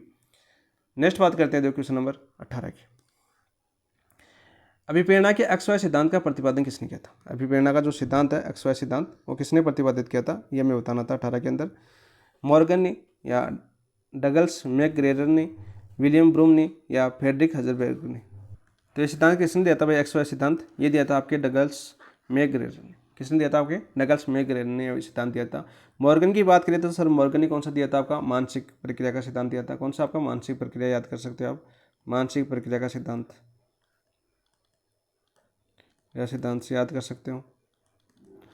फ्रेडरिक हसबर्ग का आपका द्वीपकारक सिद्धांत था। कौन सा था आपका? द्वीपकारक सिद्धांत, द्वीपकारक सिद्धांत। विलियम ब्रूम की बात करें तो विलियम ब्रूम का कौन सा सिद्धांत था आपको पता है क्या? प्रत्याशा सिद्धांत। कौन सा सिद्धांत आपका? प्रत्याशा। अच्छा, उसका अच्छा प्रयास, अच्छा प्रदर्शन, पुरस्कार, वांछनीय, ये चीज़ें आपको समझनी होगी। आपकी प्रत्याशा सिद्धांत, प्रत्याशा सिद्धांत। ये फैक्ट क्वेश्चन था आपका। ऑप्शन नंबर 2 आपका राइट आंसर हो जाएगा। नेक्स्ट बात करते हैं क्वेश्चन नंबर 19 की। प्रेरक व्यक्ति की वह दशा है जो कि उसे निश्चित व्यवहार करने के लिए और निश्चित उद्देश्यों की प्राप्ति के लिए उत्तेजित करती है। परिभाषा किसने दी थी? मैकडोनाल्ड ने, वुडवर्थ ने, स्किनर ने, या मॉर्गन किंग विस्ट ने? तो किसने दी थी? आपकी वुडवर्थ ने। ऑप्शन नंबर 2 आपका राइट आंसर हो जाएगा 19 का। नेक्स्ट बात करते हैं क्वेश्चन नंबर 20। अभिप्रेरणा कार्य को आरंभ करने, जारी रखने व नियमित करने की प्रक्रिया, ये परिभाषा किसने दी थी? मैकडोनाल्ड ने, वुडवर्थ ने, गुड ने, या स्किनर ने? सेकंड ग्रेड में काफ़ी बार रिपीट हो चुकी है परिभाषा, काफ़ी बार रिपीट हो चुकी है, और ये दिया था आपकी गुड ने। किसने दिया था? आपकी गुड, ऐसे भी याद कर सकते हो, गुड। ठीक है, ऑप्शन नंबर 3 आपका राइट आंसर हो जाएगा। नेक्स्ट बात करते हैं क्वेश्चन नंबर 21। 21 क्या आपका? निम्नलिखित में से सही विकल्प का चयन कीजिए। सही विकल्प का हमें चयन करना है। देखो 21 के अंदर सही विकल्प कौन सा होगा? अभिप्रेरणा बराबर आवश्यकता अंतर्नोद नीड अंतर्नोद उद्दीपक। कौन सा होगा आपका? अभिप्रेरणा बराबर उद्दीपक प्लस अंतर्नोद आवश्यकता। अभिप्रेरणा बराबर मोटिवेशन बराबर अंतर्नोद उद्दीपक आवश्यकता। आवश्यकता बराबर अभिप्रेरणा प्लस उद्दीपक प्लस अंतर्नोद। तो किस में आपका राइट आंसर क्या हो जाएगा? आपका ऑप्शन नंबर 1 आपका राइट आंसर हो जाएगा।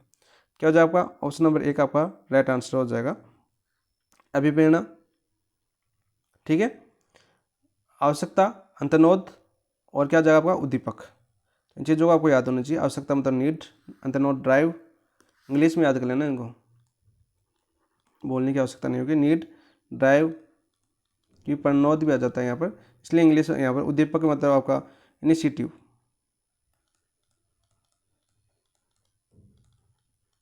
स्टिमुलेंट भी आता है आपका आंसर इंग्लिश के अंदर।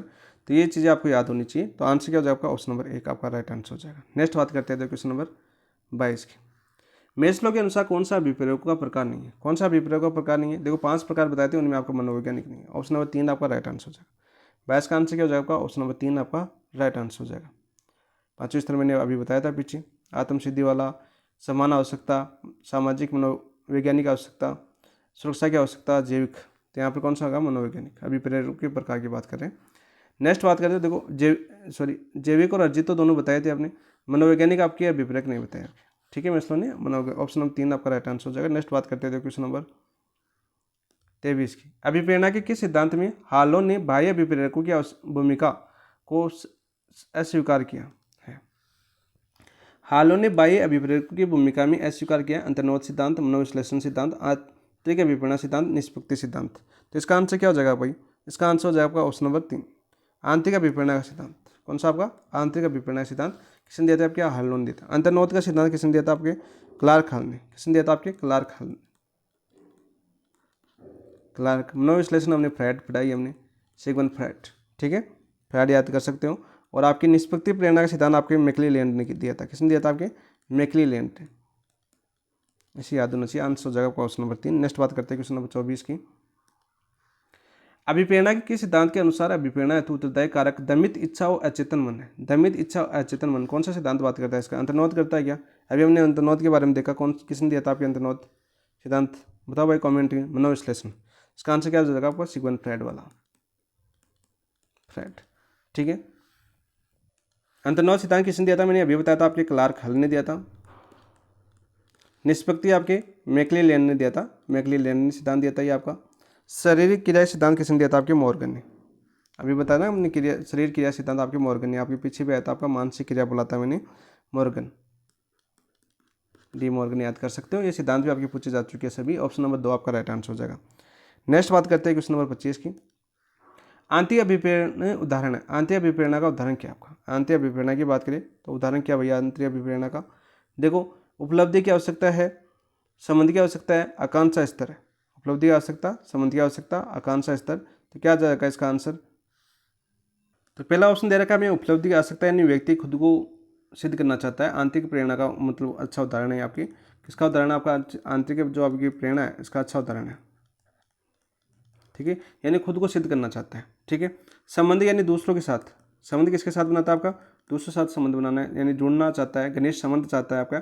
भीतर से उत्पन्न सामाजिक आवश्यकता, जैसे अपने मन के अंदर कोई सामाजिक आवश्यकता उत्पन्न होती है तो इसको आराम से कर सकते हैं। आकांक्षा स्तर, व्यक्ति स्वयं को उच्च लक्ष्य तक पहुंचाना चाहता है। जैसे मैं सेकंड ग्रेड कर लूँगा कंप्लीट, आपका लक्ष्य है ना आकांक्षा स्तर आपका कि मैं सेकंड ग्रेड को क्लियर करना है, मुझे सेकंड ग्रेड में लगना है। तो व्यक्तिगत प्रेरणा का स्रोत है कैसा आपका? व्यक्तिगत यानी आंतरिक अभिप्रेरणा के उदाहरण। तीनों आपके आंतरिक अभिप्रेरणा के उदाहरण। तो आंसर क्या हो जाएगा आपका? Option number 3। वहाँ पर थोड़ा सा मैं देखो, वहाँ पर थोड़ा सा पिछले वाले सिद्धांत में आधार और बता देता हूँ उनका। अंतर्निहित की बात करें, अंतर्निहित का सिद्धांत जो आपके क्लार्क हॉल ने दिया था, इसका आधार था आपका, आधार क्या था आपका? जैविक जरूरतें।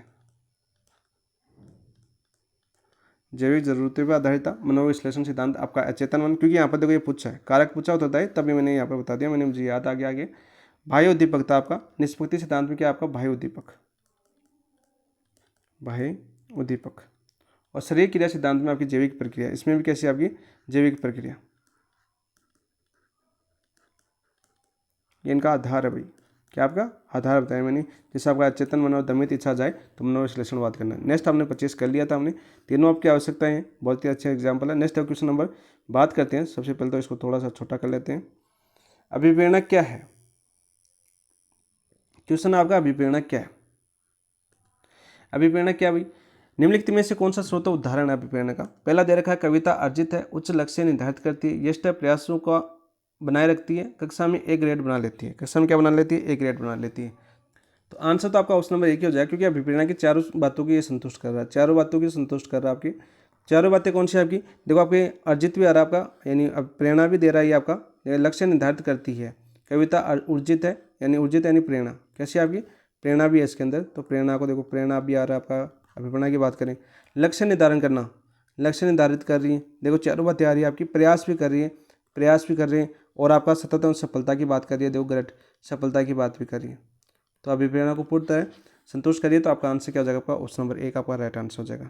ठीक है, बाकी ऑप्शनों की बात करें, जैसे कविता आने वाले विद्यालय के वर्ष में विषय में भावुक है। ठीक है, यानी सिर्फ भावना की इच्छा तो प्रकट करिए और इच्छा करना चाहती है, यानी भावना और इच्छा तो आ रही है, लेकिन प्रयास और निरंतरता की बात नहीं कर रही है कि मैं प्रयास करूंगी, निरंतर पढ़ाई करूंगी, ऐसी बात नहीं कर रही है।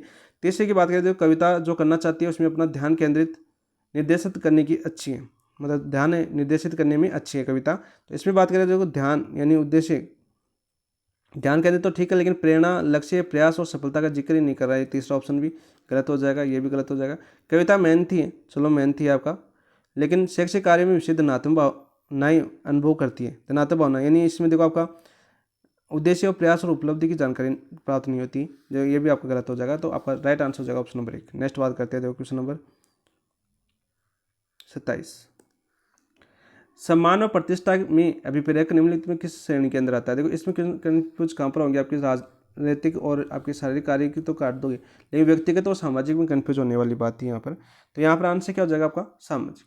क्या हो जाएगा आपका? सामाजिक। ऑप्शन नंबर 4 कलाम के अनुसार सामाजिक। व्यक्तिगत यानी व्यक्तिगत इच्छा भी तो होती है कि मुझे सम्मान होना चाहिए, मेरी प्रतिष्ठा होनी चाहिए, तो इस तरह से एग्जाम पढ़ सकते हो, लेकिन इसका जो आपके आरपीएससी ने आंसर माना वो क्या बना? आपका सामाजिक बना है। ठीक है, प्रीवियस ईयर का क्वेश्चन था, तो ऐसी चीज़ों को आपको ध्यान रखना चाहिए साथ साथ। ऑप्शन नंबर 4 आपका राइट आंसर हो जाएगा। नेक्स्ट बात करते हैं, क्वेश्चन नंबर 28। निम्नलिखित में से बाह्य प्रेरक की पहचान कीजिए। निम्नलिखित में से बाह्य प्रेरक की पहचान करनी है हमें। कविता पाठ, गणित के प्रश्न हल और चित्र बनाना, दौड़ में भाग लेना। देखो कविता पाठ करना आंतरिक है, कैसा आपका? आंतरिक।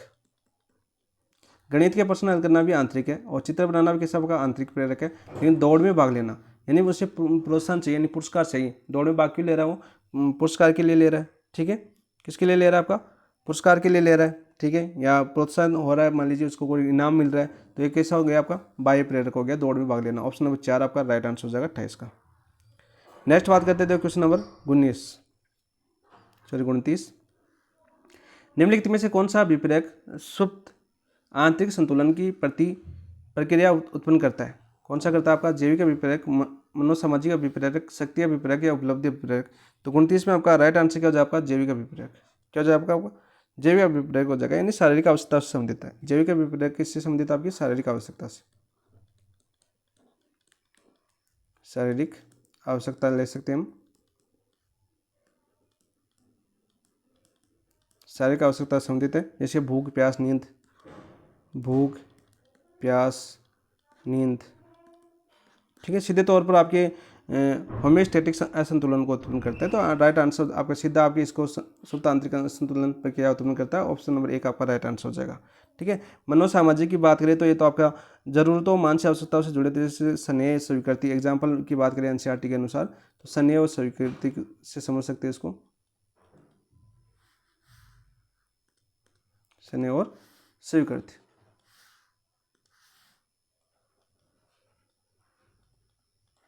शक्ति विप्रेरक तो मैंने पीछे बताया था, प्रभाव जमाने का प्रयास करता है, नियंत्रण करने का प्रयास करता है, पीछे अपना आया था। उपलब्धि विप्रेरक हमने पढ़ाया था वहाँ पर, लक्ष्य पाने के लिए, बड़ा करने के लिए, श्रेष्ठ सिद्ध करने के लिए। या हमने उपलब्धि विप्रेरक, आपके पीछे आपका आंसर आया था ना, श्रेष्ठता। मैंने इसे ऐसे लिखा था आपका, श्रेष्ठता पाने के लिए, लक्ष्य पाने के लिए मेहनत करता है, लक्ष्य। ठीक है, इसे मैंने आपको समझाया था एग्जाम्पल के थ्रू। लक्ष्य वगैरह लिखा था, कुछ बड़ा करने की सोच रहा है, वो आपकी उपलब्धि विप्रेरक में आता है। तो आंसर क्या हो जाएगा इसका? Option number 1। नेक्स्ट बात करते हैं क्वेश्चन नंबर 30 की। एक प्रतिभाशाली बालक के कुछ समायोजन होने का निम्न में से कौन सा कारण नहीं है? कुछ समायोजन होने का निम्न से कौन सा कारण नहीं है? विद्यालय में सक्रिय रूप से व्यक्तिगत ध्यान देना। विद्यालय में सक्रिय रूप से व्यक्तिगत ध्यान देना। तो राइट आंसर क्या हो जाएगा आपका? ऑप्शन नंबर 1 ये नहीं है। बाकी गृह कार्य के प्रति उदासीनता, ये भी आपके कुछ समायोजन के लक्षण है। शिक्षा ग्रहण करने में उपयुक्त अवसरों का अभाव, ये भी आपका कुछ समायोजन है। अति आत्मविश्वास, यानी बहुत ज़्यादा आत्मविश्वास हो जाता है कि मैं तो इस बार सेकंड ग्रेड कर ही लूँगा, और कॉन्फिडेंस बोलते हैं उनको। तो ऐसे नहीं करना चाहिए, आत्मविश्वास आपका नॉर्मल होना चाहिए। ठीक है, इन चीज़ों को आपको ध्यान रखना है। ऑप्शन नंबर 1 आपका राइट आंसर हो जाएगा। तो ऑप्शन नंबर 1 आपका राइट आंसर हो जाएगा, क्योंकि विद्यालय में बच्चे को व्यक्तिगत ध्यान मिलता है, तो वह कुछ समझ स्थिति में नहीं होता। क्यों नहीं होता? क्योंकि बेहतर ढंग से सीखता है, समायोजित रहता है, यानी टीचर वगैरह का उन पर पूरा ध्यान रहता है। बाकी आपकी कुछ समझों के लक्षण है तीनों। तो आंसर क्या हो जाएगा इसका? ऑप्शन नंबर 1 आपका राइट आंसर हो जाएगा। ठीक है, नेक्स्ट बात करते हैं क्वेश्चन नंबर 31 की। एक शिक्षक विषय वस्तु यानी संवर्धन कार्यक्रम, देखो मैंने बताया था ना, संवर्धन कार्यक्रम यानी एक पाठ्यक्रम से आगे की सोचना की योजना बना रहा है शिक्षक। वह किस प्रकार के अध्ययनकर्ताओं के लिए कर रहा है? बाल अपराधी के लिए, पिछड़े बालक के लिए, मंदबुद्धि वाले के लिए, प्रतिभाशाली वाले के लिए। तो यहाँ पर आंसर क्या हो जाएगा? प्रतिभाशाली वाले के लिए। मैंने क्या बताया था वहाँ पर? आपका संवर्धन कार्यक्रम एक ऑप्शन आया था पीछे, तो मैंने क्या बताया था कि आपके पाठ्यक्रम विषय वस्तु से एक कदम आगे की सोचना। ठीक है, मैंने बताया था ना, तो उसी पर आधारित क्वेश्चन है। आ गया ना ये क्वेश्चन? इसी प्रकार क्वेश्चन बनते हैं आपके मनोविज्ञान में, समझ पर आधारित। आपको इसे समझना होगा हर चीज़। ऑप्शन नंबर 4 आपका राइट आंसर हो जाएगा। नेक्स्ट बात करते हैं, देखो बाल अपराधी क्या करेगा? सुधारात्मक कार्य बनाए जाते हैं इसमें, न कि विषय वस्तु। बाल अपराधी में कैसे बनाए जाते हैं आपके? सुधारात्मक। कार्यक्रम बनाए जाते हैं। पिछड़े बालक के लिए आपके जो रेडीमेड टीचिंग होती है यानी विशेष शिक्षण कार्यक्रम बनाए जाते हैं, जैसे आपकी उपचारात्मक शिक्षण वगैरह। ठीक है। मंदबुद्धि बालक की बात करें तो आपका अनुकूलित शिक्षण होना चाहिए इनके लिए। कैसा अनुकूलित? वातावरण के साथ समायोजन कर सके ऐसा शिक्षण कार्यक्रम होना चाहिए। तो इतने आपके संवर्धन कार्यक्रम की सोच ही नहीं पाते इतनी। जैसे आपने वो देखी होगी जमीन, अभी आमिर खान की एक मूवी आई है आपकी सितारे ज़मीन पर, तो वो किन पर आधारित थी? उन चीज़ों को, ऐसी मूवी वगैरह देखो उनमें आपके मनोवैज्ञानिक इफेक्ट और अपने सिलेबस के आधार पर देखा करो। ऐसी लड़ाई और मारझाड़ करने में कुछ नहीं है। नेक्स्ट बात करो क्वेश्चन नंबर 32 की बात करें तो उससे देखो, उस जो आपकी मूवी है ना उसके आपके जो मनोवैज्ञानिक जो आपकी टीचर है ना, वो बहुत अच्छे अच्छे एग्जाम्पल देंगे उस मूवी के ऊपर। नेक्स्ट बात करते हैं क्वेश्चन नंबर 32। प्रतिभाशाली बालकों को स्कूल में सफलता के लिए प्रोत्साहित करने के सर्वोत्तम तरीके के बारे में अनुसंधान सुझाते हैं कि स्वयं के लिए अधिगम से प्रेम करने हेतु प्रोत्साहित करना, उन्हें के माता पिता की उच्च आकांक्षाओं को याद दिलाना, पुरस्कार के लिए प्रतियोगिता प्रवृत्ति को प्रोत्साहित करना, जहाँ तक संभव हो सके उन्हें सहपाठी शिक्षक नियुक्ति करना। तो यहाँ पर आंसर क्या हो जाएगा आपका? 32 की बात करें तो 32 में आंसर क्या हो जाएगा आपका? स्वयं के लिए अधिगम प्रेम करने हेतु प्रोत्साहित करना। ऑप्शन नंबर 1 आपका राइट आंसर हो जाएगा। 32 के अंदर क्या हो जाएगा आपका? ऑप्शन नंबर 1 आपका राइट आंसर हो जाएगा। सर्वश्रेष्ठ उत्तर आपका क्यों है? तो ये आपके आंतरिक प्रेरणा को अधिक देता है। जो आपकी प्रतिभाशाली बालक है उनके आंतरिक अभिप्रेरणा को अधिक सीखने को एक आनंददायक अनुभव मानते हैं। ठीक है। माता पिता देखो उच्च आकांक्षाओं को याद दिलाना, यानी तो तनाव से ग्रसित है, दबाव आ जाता है। फिर याद दिलाना मतलब तनाव से ग्रसित हो जाता है बालक, दबाव आ जाता है बालक के ऊपर, दबाव। पुरस्कार के लिए प्रतियोगिता प्रवृत्ति को प्रोत्साहित करना, पुरस्कार के लिए ये आपके आंतरिक का नहीं होगा, फिर किसका हो जाएगा? आपका भाई के लिए। ठीक है। प्रतिस्पर्धा एक अल्पकालिक प्रेरणा दे सकती है, यानी हम मान लीजिए कोई पुरस्कार के लिए जीतते हैं कि आप यदि दौड़ के प्रथम पे आओगे तो कुछ समय के लिए तो क्या देगी? आपकी प्रेरणा दे सकती है, लेकिन जलन दबाव जो आपकी अस्वस्थ मनोवृत्ति भी उत्पन्न करती है साथ साथ पुरस्कार।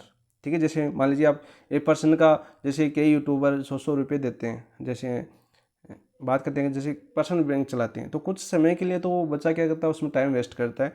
रियल मानो वो आपके सही भी नहीं है। देखो कुछ समय के लिए जो मान लीजिए को अच्छे हैं, जो आपके रिविजन कर रहे हैं वो तो दे, अभी आप मान लीजिए 1.5 घंटे की वो क्लास लेते हैं, क्वेश्चन पूछते हैं वगैरह पूछते हैं, फिर आपको 100 रुपये इनाम देते हैं, तो उसमें थोड़ी देर के लिए तो वो प्रेरणा दे सकती है, लेकिन फिर आपकी दबाव आ जाता है कि मुझे टाइम ज़्यादा वेस्ट कर दिया मैंने। ठीक है। अस्वस्थ मनोवृत्ति उत्पन्न होती है उससे, फिर क्या होती है? आपकी अस्वस्थ मनोवृत्ति उत्पन्न होती है। तो ये भी आपका नहीं होगा। जहाँ तक संभव हो सके उन्हें सहपाठी शिक्षक की नियुक्ति नहीं कर सकते। ठीक है। विकास में सहायक हो सकता है सहपाठी, क्या हो सकता है? आपकी सहपाठी शिक्षक आपको सहायता कर सकता है, सहायक हो सकता है, लेकिन सभी प्रतिभाशाली छात्रों को प्रोत्साहन नहीं कर सकता, क्योंकि आपकी व्यक्तिगत विभिन्नताएं अलग अलग होती है, उसके साथ समायोजन नहीं कर पाओगे आप। मान लीजिए कोई टीचर आपके साथ रहता है तो आप बोल पाते हो, नहीं बोल पाते हो खुलकर, तो ऐसे साधारण एग्जाम्पल से ऐसे याद किया करो भाई। ऑप्शन नंबर 1 आपका राइट आंसर है। 33 जो NCERT पढ़ोगे ना तो ऐसे एग्जाम्पल देखने को बहुत मिलेंगे, और आपको शिक्षा मनोविज्ञान में ऐसी रुचि हो जाएगी कि आप पढ़ते पढ़ते थकोगे नहीं। ऐसे आप समझते हो ना कि शिक्षा मनोविज्ञान बोरिंग सब्जेक्ट वगैरह है, बिल्कुल नहीं। आप जैसे आप एग्जाम्पलों को थ्रू पढ़ते, आप किताब पढ़ते हो ना, तब ऐसा अनुभव होता है, क्योंकि बच्चों की किताब होती है और उनको रुचि के अनुसार बुक बनाई जाती है। निम्नलिखित में से कौन सी मंदबुद्धि बालकों की विशेषता नहीं? मंदबुद्धि बालकों की विशेषता पूछिए। बौद्धिक न्यूनता की बात करते हैं, बिल्कुल है। ठीक है। असामान्य शारीरिक संरचना, बौद्धिक न्यूनता की बात करें जैसे आपकी सोचने समझने, साथ साथ थोड़ा ये भी लिख लो। बौद्धिक न्यूनता मतलब क्या होती है? आपकी जैसे सोचने समझने, ठीक है, जैसे समस्या हल करने की क्षमता कम, ये आपकी क्या होती है? आपकी कम होती है बौद्धिक। असामान्य शारीरिक संरचना, बिल्कुल। कुछ मामलों में शरीर की बनावटों की विकृति देखी जा सकती है आपकी जो आपकी मंदबुद्धि बालक है। जैसे आप अभी मैंने एग्जांपल बताया था आपकी जो सितारे ज़मीन पर, जो आपकी आमिर खान की नई मूवी आई है ना, न्यू मूवी, आपने देखी होगी, यदि नहीं देखी है ना तो कोई दिक्कत नहीं है। आपकी मूवी मैंने सही लिखी है, देख लेना, क्योंकि स्पेलिंग गलत हो सकती है, मुझे नहीं आती इंग्लिश। नई मूवी की बात करें हम तो सितारे ज़मीन की बात करें तो सितारे ज़मीन में आपके ऐसे बालकों को लेगा जिसमें उनकी शारीरिक बनावट वगैरह कैसी है, थोड़ी उनकी, फिर भी वो आपके वो खेलते हैं बास्केटबॉल वगैरह और अच्छी आपकी अर्निंग वगैरह करते हैं। तो ऐसे एग्जाम्पल से आप याद कर सकते। समायोजित नहीं कर पाता, सीमित प्रेरणा और संवेग होते हैं। ठीक है। कैसे होते हैं? आपके सीमित प्रेरणा और संवेग, ये भी आपकी विशेषता है उनकी, लेकिन समायोजित वाली विशेषता नहीं है। हर जगह आपके समायोजित नहीं हो सकते, क्योंकि मंदबुद्धि बालक समायोजित नहीं हो सकते, विशेषता नहीं है उनकी। समायोजित क्यों नहीं हो सकते? क्योंकि मंदबुद्धि बालकों को अक्सर सामाजिक और जो आपकी सामाजिक और शैक्षिक और भावनात्मक समायोजन में क्या होती है? कठिनाई होती है। हर जगह वो सामाजिक रूप से घुल नहीं सकते। ठीक है। भावनात्मक रूप से हर किसी से बोलते नहीं। आपने देखा होगा ऐसे एग्जाम्पल, आपने बहुत देखे होंगे। यदि लाइफ में आपने फील्ड में काम किया है तो आपने ऐसे एग्जाम्पल आपको बहुत देखने को मिलेंगे। आगे जाके काम करोगे स्कूल वगैरह में तो ऐसे एग्जाम्पल आपको बहुत ज़्यादा देखने को मिलेंगे। तो ऐसी चीज़ों को आपको ध्यान रखना, ये आपके लिए टॉपिक तभी जोड़ा गया है आपकी जो आपके मनोविज्ञान का, कि आप इन चीज़ों को समझ सकें, ठीक है, और समझना चाहिए, उनकी कदर करनी चाहिए और उनका थोड़ी उनकी भावनात्मक रूप से उनको समझना चाहिए, ठीक है। लेकिन वो बच्चे आपके साथ समायोजन करने में बहुत कठिनाई महसूस करते हैं, कठिनाई नहीं कर पाते हैं, बहुत देरी से समायोजन करते हैं। जैसे आपने देखा होगा, उस मूवी का ही बात कर रहा हूँ मैं, इसी मूवी की आपकी, तो उसमें जब आमिर खान उन्हें सिखाने आता है तो कैसे कैसे हरकतें करते हैं, फिर वो उन्हें धीरे धीरे सिखाता है, अपनी तरफ लाता है, फिर उन मतलब एक तरह से हर चीज़ आपको समझ में मिल सकती है उनमें, मतलब सामाजिक परिवेश से लेकर आपकी बाह्य परिवेश तक दोनों आपकी आराम से समझ सकते हो उस एक मूवी के अंदर। यदि आप पॉजिटिव वे से उस मूवी को देखते हो तो बहुत अच्छा एग्जाम्पल मिलता है आपके अपनी इस टॉपिक से संबंधित वहाँ से। नेक्स्ट बात करते हैं क्वेश्चन नंबर 34। हस्तशिल्प शिक्षा दी जानी चाहिए। हस्तशिल्प शिक्षा क्यों दी जानी चाहिए भाई? 34 का राइट आंसर क्या हो जाएगा फिर? प्रतिभाशाली बालकों को देनी चाहिए, सामान्य बालकों को देनी चाहिए, मंद बुद्धि बालकों को हस्तशिल्प शिक्षा देनी चाहिए, प्रखर बुद्धि वाले बालकों, तो मंद बुद्धि बालकों को देनी चाहिए। कैसे हो? बालकों को देनी चाहिए, आपकी मंद बुद्धि बालकों को देनी चाहिए। क्यों? क्योंकि सृजनात्मकता जैसे मोटर स्किल्स, आत्मनिर्भरता को बढ़ावा देता है, व्यवहारिक समझ और व्यक्तिगत इसको सुधारना, ठीक है। मंद बुद्धि बालकों के लिए उपयोगी है क्योंकि वे सैद्धांतिक विषयों में रुचि या दक्षता नहीं दिखा सकते, ठीक है। मंद बुद्धि बालक है वो सैद्धांतिक विषयों में क्या नहीं दिखा सकते, आपकी रुचि वगैरह नहीं दिखा सकते। व्यवहारिक और क्रियात्मक कार्यों में उनकी भागीदारी बेहतर हो सकती है यदि हस्तशिल्प शिक्षा उनको दी जाती है। जैसे उनको बास्केटबॉल खेलना सिखाया गया था, मुझे वो एग्जाम्पल दिख रहा है क्योंकि वो बहुत अच्छा बेस्ट एग्जाम्पल है आपके लिए, यहाँ पर याद करवाना चाहिए। तो यहाँ पर अच्छा आपका आंसर क्या हो जाएगा? ऑप्शन नंबर 3 इसका एग्जाम्पल मैंने बता दिया। नेक्स्ट बात करते हैं क्वेश्चन नंबर 35 की। तो निम्न में से बाल अपराध के उपचार हेतु उपचारात्मक विधियों में सम्मिलित नहीं। बाल अपराध है और बाल अपराध में जो उपचारात्मक उन्हें सुधारने के लिए जो प्रयास किया जाता है उनमें सम्मिलित नहीं। लेकिन टोकन इकोनॉमी का प्रयोग, पुनर्वास पद्धति, तो टोकन एक एक को समझते हैं, एक काम करते हैं। टोकन इकोनॉमी प्रयोग क्या होता है? सबसे ये तो आपको एक व्यवहार को नियंत्रित करने की प्रक्रिया है। कैसा आपकी पद्धति? आपकी व्यवहार को नियंत्रित करने की प्रक्रिया, नियंत्रित करने की पद्धति, एक पद्धति, ठीक है। अच्छे व्यवहार पर टोकन दिए जाते हैं। इसमें क्या किया जाता है? अच्छे व्यवहार करने पर टोकन दिए जाते हैं। बच्चे उससे क्या समझते हैं? इनाम समझ लेते हैं, इनाम में बदल सकते हैं उसको, ठीक है। उस टोकन को किसी में बदल सकते हैं इनाम में। ये आपका टोकन इकोनॉमी प्रयोग किया जाता है, जो उनके व्यवहार को नियंत्रित किया जाता है और अच्छे व्यवहार पर जो अच्छा व्यवहार करता है जो बालक, उसको क्या दिया जाता है? आपका एक टोकन दिया जाता है। पुनर्वास पद्धति, ये बाल अपराधी को समाज की मुख्य धारा में लाने का, जो बाल अपराधी है ना उसको समाज में मुख्य धारा से जोड़ने का प्रयास करते हैं। आपकी पुनर्वास, समाज की मुख्य धारा से जोड़ना, मुख्य धारा से जोड़ना, याद कर सकते हो आप इसको। चिकित्सा एवं परामर्श, देखो ये आपकी मानसिक और भावनात्मक समस्या है, आपकी मानसिक और भावनात्मक समस्या, ठीक है। उसको समझा, जो मानसिक या भावना समस्या के लिए चिकित्सा सहायता या काउंसलिंग दी जाती है उनको। ये तो आप घरेलू वातावरण अनुशासन नहीं दे, ये आपके सम्मिलित नहीं उपचारात्मक घरेलू वातावरण और समझा, क्योंकि सामाजिक और पारिवारिक उपाय जो उपचारात्मक विधियों की तकनीकी रूप में शामिल नहीं है, क्योंकि ये आपके सामाजिक यानी परिवार से जुड़ा हुआ है। घरेलू वातावरण और अनुशासन, वहाँ पर जेल में थोड़ी होगा आपका घरेलू वातावरण, ठीक है। वहाँ तो अपराधी बालक होंगे, तो ये आपके घर से जुड़ा हुआ आपका, जो आपके उपचारात्मक विधियों के अंदर नहीं आता है, ठीक है। लेकिन ये थेरेपी इंटरवेंशन नहीं है। इंग्लिश में बात करें आपकी, तो ऑप्शन नंबर 4 आपका राइट आंसर हो जाएगा। नेक्स्ट बात करते हैं क्वेश्चन नंबर 36 की। जब कोई बालक सामाजिक, आर्थिक और नैतिक या शैक्षणिक नियम का उल्लंघन करता है तो वह खेलेगा। सभी का उल्लंघन कर रहा है, सामाजिक, आर्थिक, नैतिक और शैक्षणिक नियम का उल्लंघन करता है तो प्रतिभाशाली बालक कहलाता है क्या? नहीं, अपराधी बालक। कैसा बालक होगा वो? अपराधी बालक। 36 का आंसर हो जाएगा ऑप्शन नंबर 2, ठीक है। नेक्स्ट बात करते हैं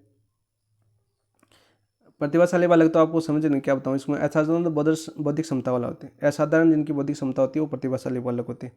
वंचित बालक कौन से होते हैं आपके? देखो जो पर पर्याप्त है उनको सामाजिक, शैक्षिक और आर्थिक सुविधा नहीं मिलती। पर्याप्त जैसे सामाजिक, शैक्षणिक और आर्थिक सुविधा नहीं मिल पाती, जैसे माता पिता उन्हें छोड़ देते हैं वगैरह, वंचित बालक होते हैं। ऐसे दिव्यांग बालक आप जैसे कोई शारीरिक या मानसिक क्षमता हो, वो आपके दिव्यांग बालक कहलाते हैं। तो ऑप्शन नंबर 2 आपका राइट आंसर हो जाएगा। नेक्स्ट देखो क्वेश्चन नंबर 37। निम्नलिखित में से कौन सा व्यवहार समूह बाल अपराधियों में सामान्यतः नहीं देखा गया? समूह बाल अपराधियों में नहीं देखा गया, यह हमें बताना है भाई। बेचैन, आवेगी और आक्रामकता बिल्कुल देखा गया, ठीक है।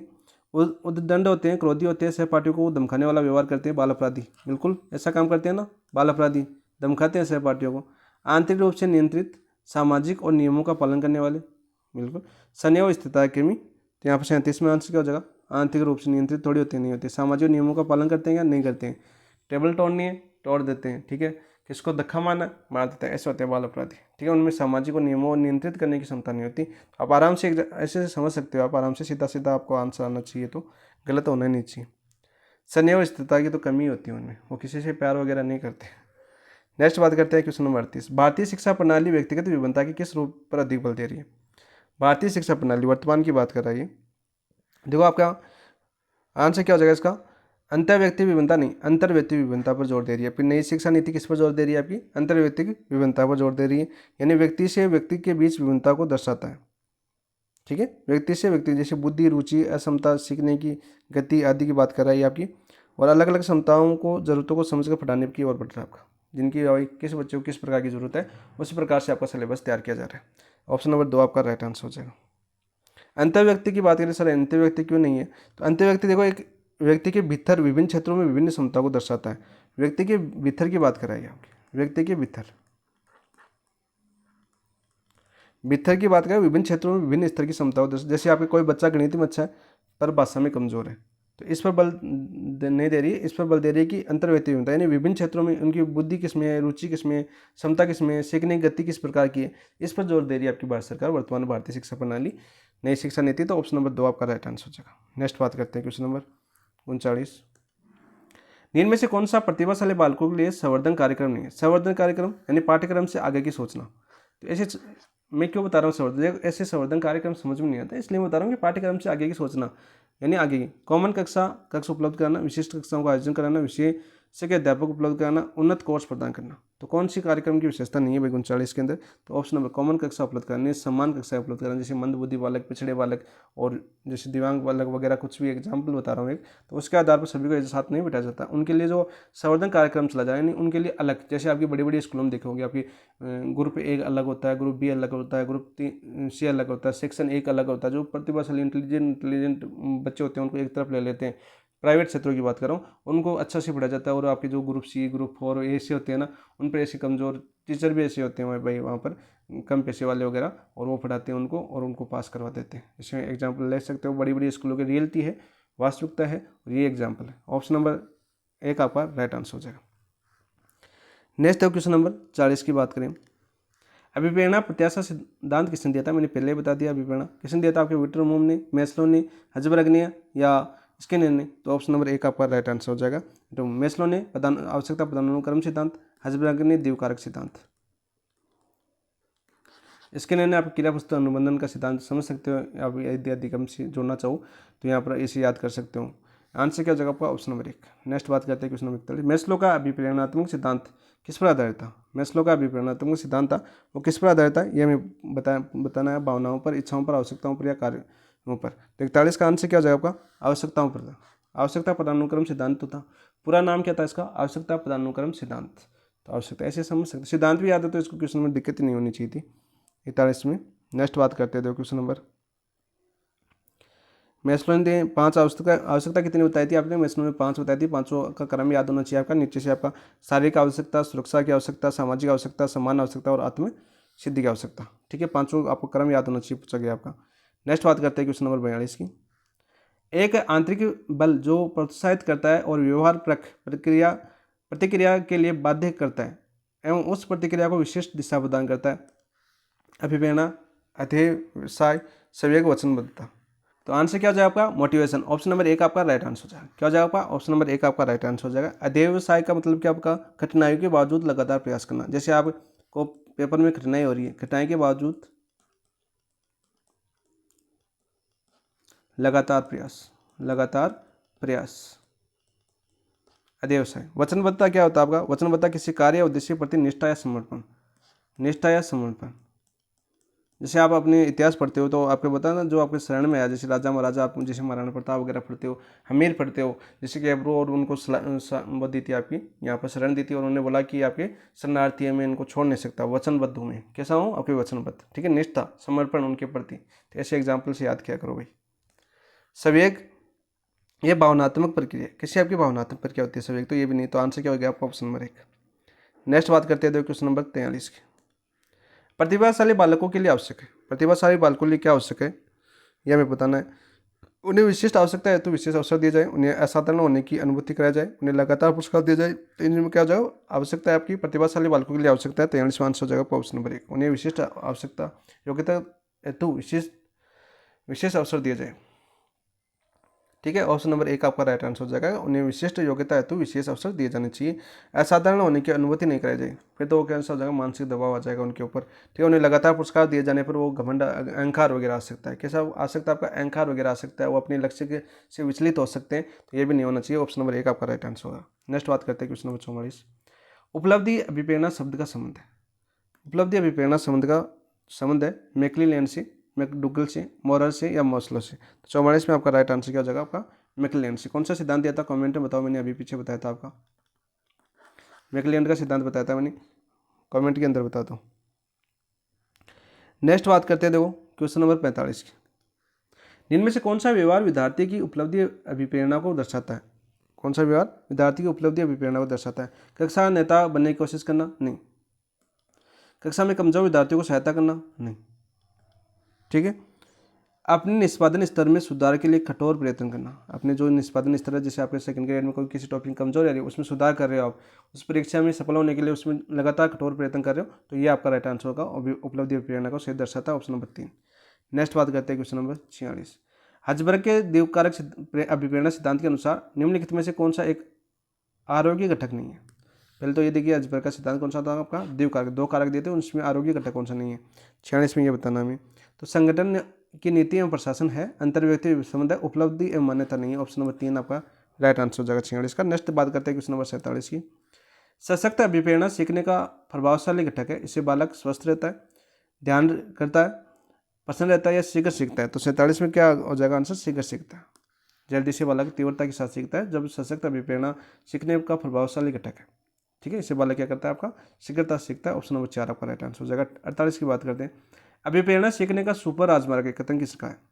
अभिप्रेरणा सीखने का सुपर राजमार्ग, अभिप्रेरणा से आपकी परिभाषा आ भी सकती है, क्योंकि 2 या 3 बार तो आ चुकी है, लगभग 3 या 4 बार आपकी परिभाषा आ चुकी है अभिप्रेरणा से। एक क्वेश्चन, गेट्सवानी, मॉर्गन किंग, विस्व, स्कोपलर, स्किनर, मैकडोनाल्ड। तो 48 में आपका आंसर क्या हो जाएगा आपका, स्किनर की परिभाषा है कि अभिप्रेरणा सीखने का एक सुपर राजमार्ग है। एक परिभाषा बार बार रिपीट भी हो चुकी है आपकी। ऑप्शन नंबर 3 आपका राइट आंसर हो जाएगा। 49 की बात करते हैं। अधिगम अभिप्रेरणा का निम्नलिखित में से कौन सा कार्य नहीं है। कौन सा कार्य नहीं है भाई, ये मैं पूछा 49 के अंदर। तो देखो, जीव को क्रमहीन तरीके से गतिमान करने में मदद करना, ये आपका कार्य नहीं है। बाकी जीव के व्यवहार को ऊर्जा प्रदान करना, बनाए रखना, बिल्कुल राइट। जीव के व्यवहार को निर्देशित करना और नियंत्रित करना, बिल्कुल राइट। जीव की क्रिया को चयनित ध्येय की तरफ निर्देशित करना, बिल्कुल राइट। तो ऑप्शन नंबर 1 आपका राइट आंसर हो जाएगा 49 का। Next question 50। निम्नलिखित में से कौन सा अभिवर्ती की विशेषताओं के संदर्भ में सही नहीं है। अभिवर्ती की विशेषताओं के संदर्भ में सही नहीं है, यह मैं बताना है। अभिवर्ती जन्मजात होती है, तो पहला गलत हो जाएगा। अभिवर्ती अर्जित होती है, कैसी होती है आपकी, अर्जित होती है। ये क्वेश्चन 3 या 4 प्रकार से आपका क्वेश्चन आपके एग्जाम पूछा जा चुका है, इंपॉर्टेंट क्वेश्चन है। ठीक है, अभिवर्ती स्थायी नहीं होती है, परिवर्तनीय होती है, बिल्कुल राइट। अभिवर्ती हमारे व्यवहारों और क्रियाकलापों को प्रभावित करती है। अभिवर्ती हमेशा किसी वस्तु या परिस्थिति या व्यक्ति इत्यादि को प्रति प्रदर्शित करती है, बिल्कुल राइट। तो ऑप्शन नंबर 1 आपका राइट आंसर हो जाएगा। ये हो गया आपका 50 क्वेश्चन। बहुत ही अच्छे से एनालिसिस करने का प्रयास किया हमने, अच्छे से समझाने का प्रयास किया, क्योंकि पूरे क्वेश्चन आपकी समझ पर आधारित थे और बार बार रिपीट होने वाले क्वेश्चन थे। जितने क्वेश्चन हैं सभी क्वेश्चन बार बार रिपीट हो चुके हैं। आपके चाहे सेकंड ग्रेड हो, फर्स्ट ग्रेड हो और आपकी चाहे रीट हो, सबसे ज़्यादा तो रीट के क्वेश्चन है यहाँ पर जो आपके आए हुए हैं, वो रीट के क्वेश्चन सबसे ज़्यादा आए हुए हैं। पहले आपके सेकंड ग्रेड के क्वेश्चन है, फिर आपके फर्स्ट ग्रेड के क्वेश्चन है। तो ये आपके 50 क्वेश्चन थे, 50 आगे करेंगे, जिसमें आपके किसके क्वेश्चन होंगे आगे, आपके व्यक्तिगत विभिन्नता के क्वेश्चन मिलेंगे कुछ तो, ठीक है।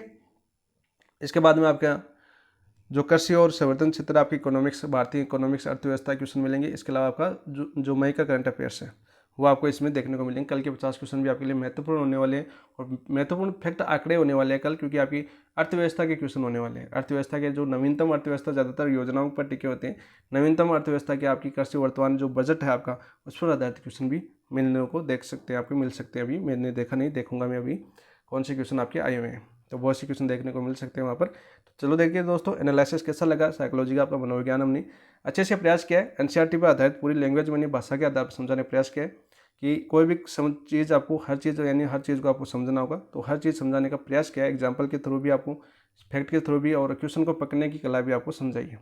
कैसी लगी क्लास कमेंट में जरूर बताना। वीडियो अच्छा लगा तो अपने दोस्तों के साथ शेयर भी करना और वीडियो को लाइक भी करना। और जिन दोस्तों ने अभी तक चैनल को सब्सक्राइब नहीं किया, सबसे पहले तो वो काम है चैनल को सब्सक्राइब जरूर कीजिए। ठीक है दोस्तों, और कल फिर मिलते हैं अगले 50 क्वेश्चनों के साथ। थैंक यू, धन्यवाद दोस्तों।